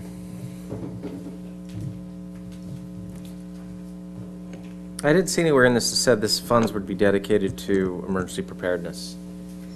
And there isn't language to that effect in this bill. The bill is pretty narrowly written. It doesn't mean it couldn't be used for that, but it really just describes a process for potentially making payments to certain eligible local jurisdictions. And who was the sponsor behind it? Do you remember? I do, and it's a representative from East Connecticut. I have to Yes. imagine the sponsor was very specific on the language for his communities. Well, what's interesting, it's Connecticut, which decommissioned the Yankee station, which was huge, so that's parked there. And last year, when this version, it was sponsored by Illinois, which, as you know, has Zion. Which is within city limits. Yeah, so if you put those two plus songs, you're talking the three big ones. But it's interesting, though, because I'm not sure about Yankee, but I know Zion is located within the city limits. Like, it is the only community which is... Yeah, but you're suggesting the jurisdiction is clear-cut there. Absolutely. Yeah. The bill is crafted very specifically probably for that objective, I would assume. Because this is all located on, Department of Defense, or Navy property. Well, one, as I noted, that as it's written, San Onofre is not within our jurisdictional boundaries, so on its face, this would not benefit San Clemente unless it's either edited or done something else. That's that's how it is. I'm not suggesting you Sure, support of or not, course. but No, no, that's, yeah. that's what it says. And to that point, it might be time to get a federal lobbyist in Washington because this nuclear energy is very near and dear to my heart. So we've got this issue, and the speakers have talked about jurisdiction is not clear, $24 million. Yeah, that's a lot of money, but I'm in it for a new hospital. So how about $100 million a year? And then, by the way, that shouldn't be interpreted as consent. So you've got that, but then also we've got the Shimkus bill that was just mentioned, the Price-Anderson Act, which is hugely out of date and an opportunity for a community like us. We've got Senator Harris with her Safe and Secure Decommissioning Act of 2018, which is Senate Bill 2396.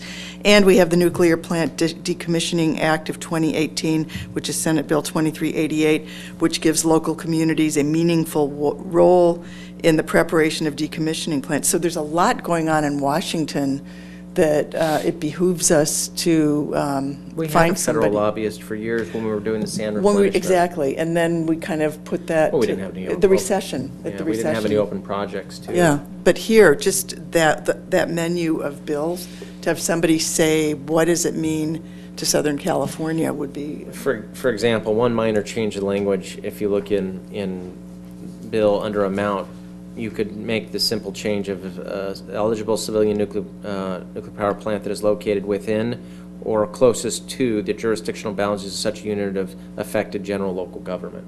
You make two slight alterations to the change in communities like ours, which are profoundly affected. And I, although the emergency preparedness component is compelling, it's also our economy, right? We had jobs that were associated with it, for a long time. This was a blue-collar town, and we had affected families here in our community, in a lot of ways has been affected by the closure of the plant from an economic, and I believe that's really what the bill is about. It's about an economic impact, almost more so than any of the emergency preparedness components, surrounding it. And I'm dead serious about the hospital because at the time of the decommissioning, there were 6 hospitals that were in service to San Onofre. And when the decommissioning happened, San Clemente Hospital was taken out of the mix. And I've got to believe that you talk about economic hardship and the people that spoke tonight talk about emergency services. There's a nexus there. 400 people that were, working down there that had services there. Another thing that I'm very leery about one thing, and that is unintended consequences. Because, so let's say, for example, we are advocating for this bill, and we're going to get $24 million payment that's circulated to the county of San Diego, with almost no affected communities in San Diego other than Oceanside, which is proximate, but we obviously are much closer to the affected area. I think the challenge is going to be is how willing will San Diego be to relocate that waste when an opportunity comes? Are they going to be fighting us on the question?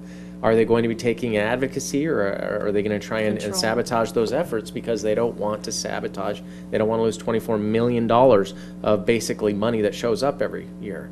And so whatever we do, there's a lot of unintended consequences that is very profound when it comes to these things. As we have seen with the TCA and some of the actions there, is that just when money arrives, people like it and they feel the need to do things with it. And so it's, I would be very cautious about this, that even if we do advocate for it, it's only with certain changes and with the strong language. I think Lori actually said it best, that it was, it was Ray, said basically that you couple it with the idea that we'll take it, but it doesn't mean we like it. And we're not giving consent, and that it should be removed as soon as possible. Well, Tom, as a practical matter, let's say we could get a lobbyist. One of the things that's on my mind is how quickly do we have to support or not support this piece of legislation? Where is it in the process? Because it would be, in my mind, to get a lobbyist who specializes in energy at the federal level, have them answer some of these questions about the bill and give us what our options are, would be really helpful. But if the deadline is May 3rd. It would be worth the investment. It wouldn't be worth the investment. It just says that it's been introduced. Yeah. That's as far as it's gotten in the House right now. And that was all of introduced- these bills are saying that too. Right, They're and all as of being- today, checking the congressional, there isn't any committee action scheduled. So right now, there isn't a hard deadline for comments Maybe or we should support. spend money on it until it. Isn't it where if the bill's not taken up, it dies? no committee takes it up or nothing happens to it, it's dead upon a certain date. It has been referred to a committee, and I don't have that congressional, but it's just not scheduled at this point. There is no scheduled. Right. Okay. So What I was thinking, some of what was said is these other cities that introduced this, I'm thinking they probably have a lobbyist working with them, and maybe we should have direct staff to check into maybe who that is, because I'm surprised that we're one of the power plants that have gone out. This is one of the largest repositories of spent fuel Why in didn't the they country. come to us for support of this bill? To link elbows, right? Yeah, you would think. That's interesting to me that they didn't. And we have, it's interesting because we have special circumstances. This is right across our border, right on our border, but it's within Kent Pendleton. So it's so far from another city. We are, I think, the city, the jurisdiction that it affects the most. But I'm wondering also if maybe we could link with, because of the base, we could link with Oceanside and maybe share some of the money proportionately to, if, you know. Yeah, we'll give them 10, 20 bucks. Yeah, not very much. But, I don't.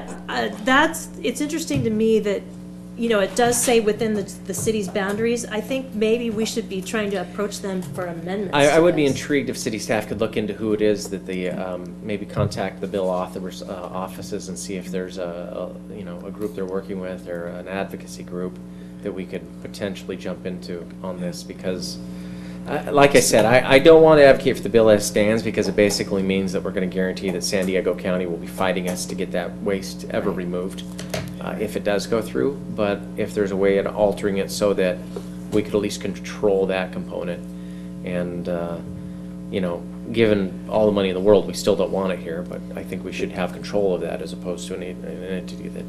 One thing to look at is see if San Diego County's even made any comment upon this.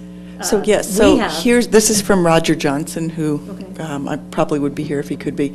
So this is from him, it's dated May 1st, and he says that the first time this bill was introduced, no action was taken, the bill died, and the failed bill was co-sponsored by Darrell Issa.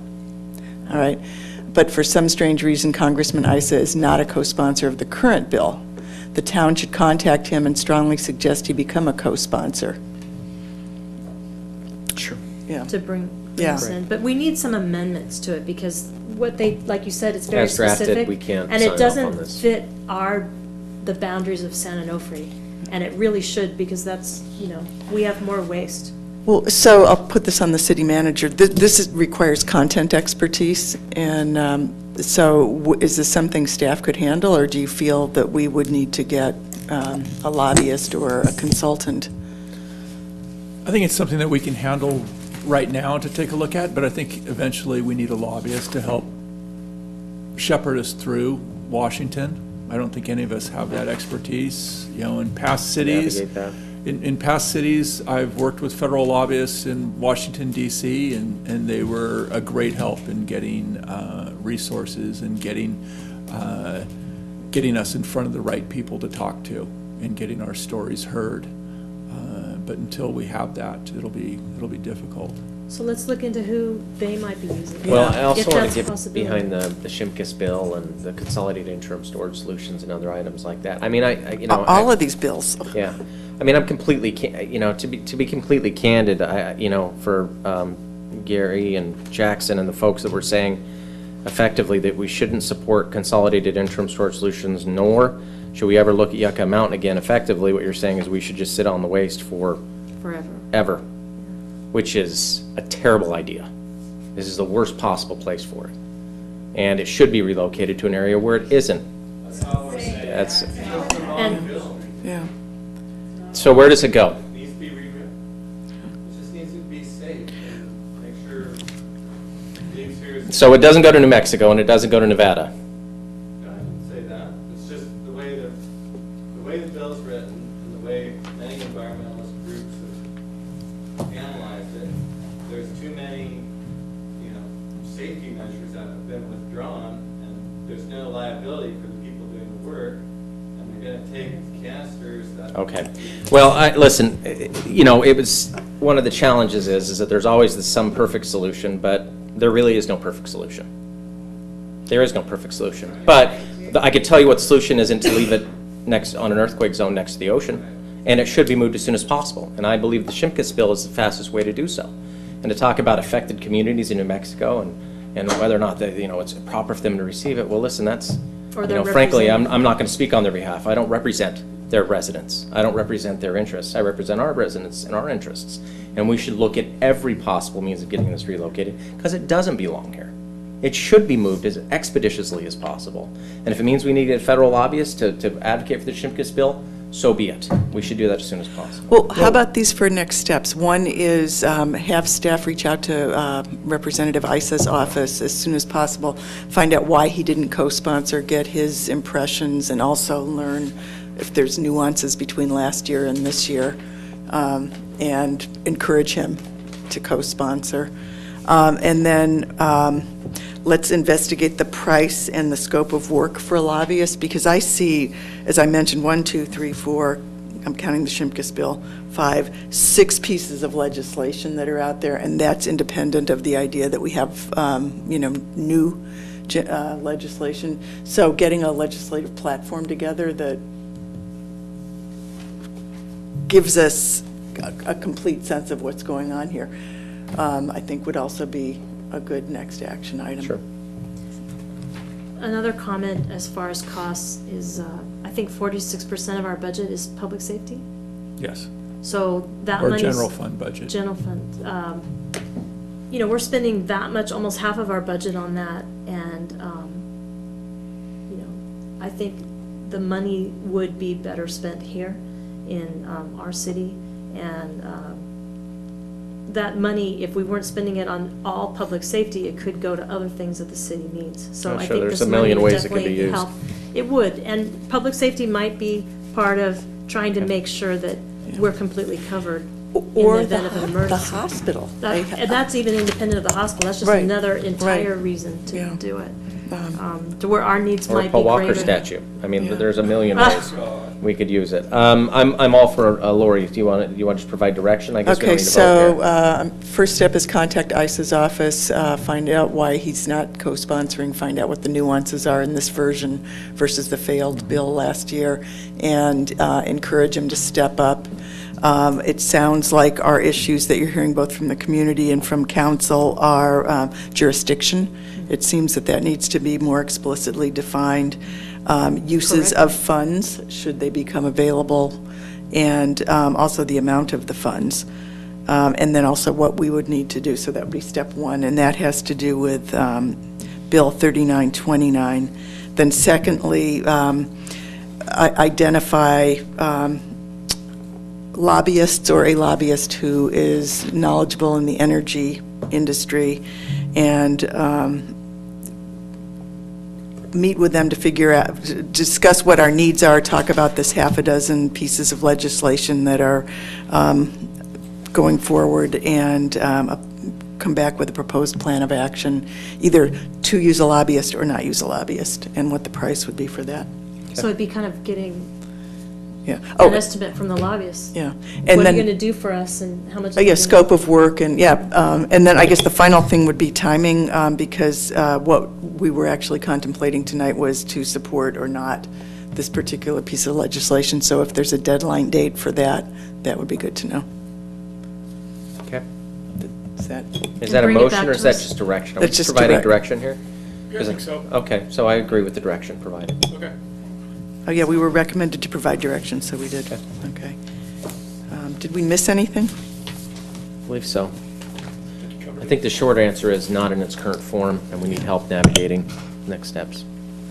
And we should be. Okay. Thank you.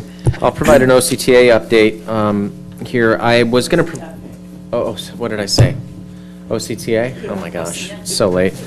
So I'll provide an OCFA update here. I had wanted to report out on the Canyon 2 fire.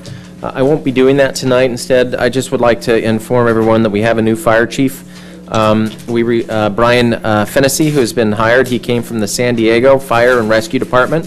He's been hired as our new chief. He has taken over as of April 16th. He began his career as a firefighter in 1978 with the U.S. Forest Service and Bureau of Land Management and joined San Diego's Fire Department in 1990, which has 1.3 million residents, and it was appointed fire chief in 2015. And he stated, "I'm excited and honored to be joining OCFA as a chief," and that it's he's looking forward to helping out with this. And frankly, it was I think it was a really good hire for OCFA. I think the board is very excited about it, and we're looking forward to his leadership and ultimately to help assist also with the Canyon 2 fire review, as well as the helicopter-related emergencies that we continue to have in the conflicts with the Sheriff's Department. And I feel like he's very motivated, as is the board, very motivated in getting that resolved as soon as possible. Just for everyone's information, OCFA has 23 cities and serves over 1.6 million residents, and also all the unincorporated areas of Orange County. So it's a large bill, but where I think that Chief Finney's up to the job, so we'd like to welcome him to OCFA. I'll also be reporting out, once we have a little bit more clarity on the two issues regarding labor, which is we've had a few folks come from the dispatcher's office, and so we'll be hearing from them, though not dispatcher, I'm not using the right word. Yeah, maybe it is dispatch. No. It was the labor group on the dispatching. I might have a hard time with the name. Anyway, the emergency line, the department that handles all the emergency lines. Help me out.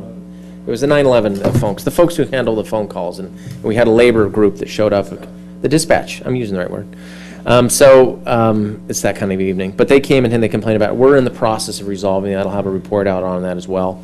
And then finally, we'll also have a report out because we're currently trying to resolve the Sheriff's Department thing. We'll also have a report out on that. So those things are in process for resolution. Be able to have something definitive here, because at any point it seems like we're having someone coming and either talking about the helicopter issues or talking about the dispatch issues or some other thing. But the nice update is that with a good chief in place, I think we'll get a lot more progress on those items. Okay. That's it. I will report out that last week I attended the Medal of Valor luncheon for the Orange County Sheriff's Department, along with the both city managers and our lieutenant, Mike Peters, and some of our sheriff's staff. And the Medal of Valor recognizes, they're giving Medal of Courage, Medal of Merit, different life-saving functions that officers have done in just this past year. One of them that was exceptional was 6 off-duty Orange County sheriffs attended the Las Vegas concert, where there was a mass casualty incident with an active shooter. I think it was Mandalay Bay, I'm not sure, but they were there attending on their own off-duty, and they actively helped save people, getting them out of the area, and help the local law enforcement. One of our sheriffs was shot, I believe, twice, and still continued to help people. So this is a very important function that we do to recognize our officers, and this year was the 30th anniversary of that, and so that was exceptional, and they put together this program. But that was really, they got a standing ovation from everyone there and all the law enforcement people there, because that was just exceptional. But it doesn't change what every officer does in all of our cities to try to save lives at the expense of sometimes theirs. So this, I just wanted to report that we had that and recognized our Orange County sheriffs. That's great. Thank you for attending that. I've always enjoyed that ceremony tremendously. There's so many good stories, different services they render. Okay. I move that we adjourn to a special meeting on Wednesday, May 9th, here in the City Council chambers at 4 p.m. And then we adjourn to a joint Council Commissions Committees meeting to be held on Thursday, May 10th at 7 p.m. at the Ole Hansen Beach Club, located at 105 West Avenue, Topeka, San Clemente, California. The next regular council meeting will be held on May 15th in the council chambers located at 100 Avenue, Presidio, San Clemente, California. Closed session items at 5 p.m., regular business meeting at 6. Second. Motion by Doncheck, second by Ward. All those in favor? Aye. Good night, folks.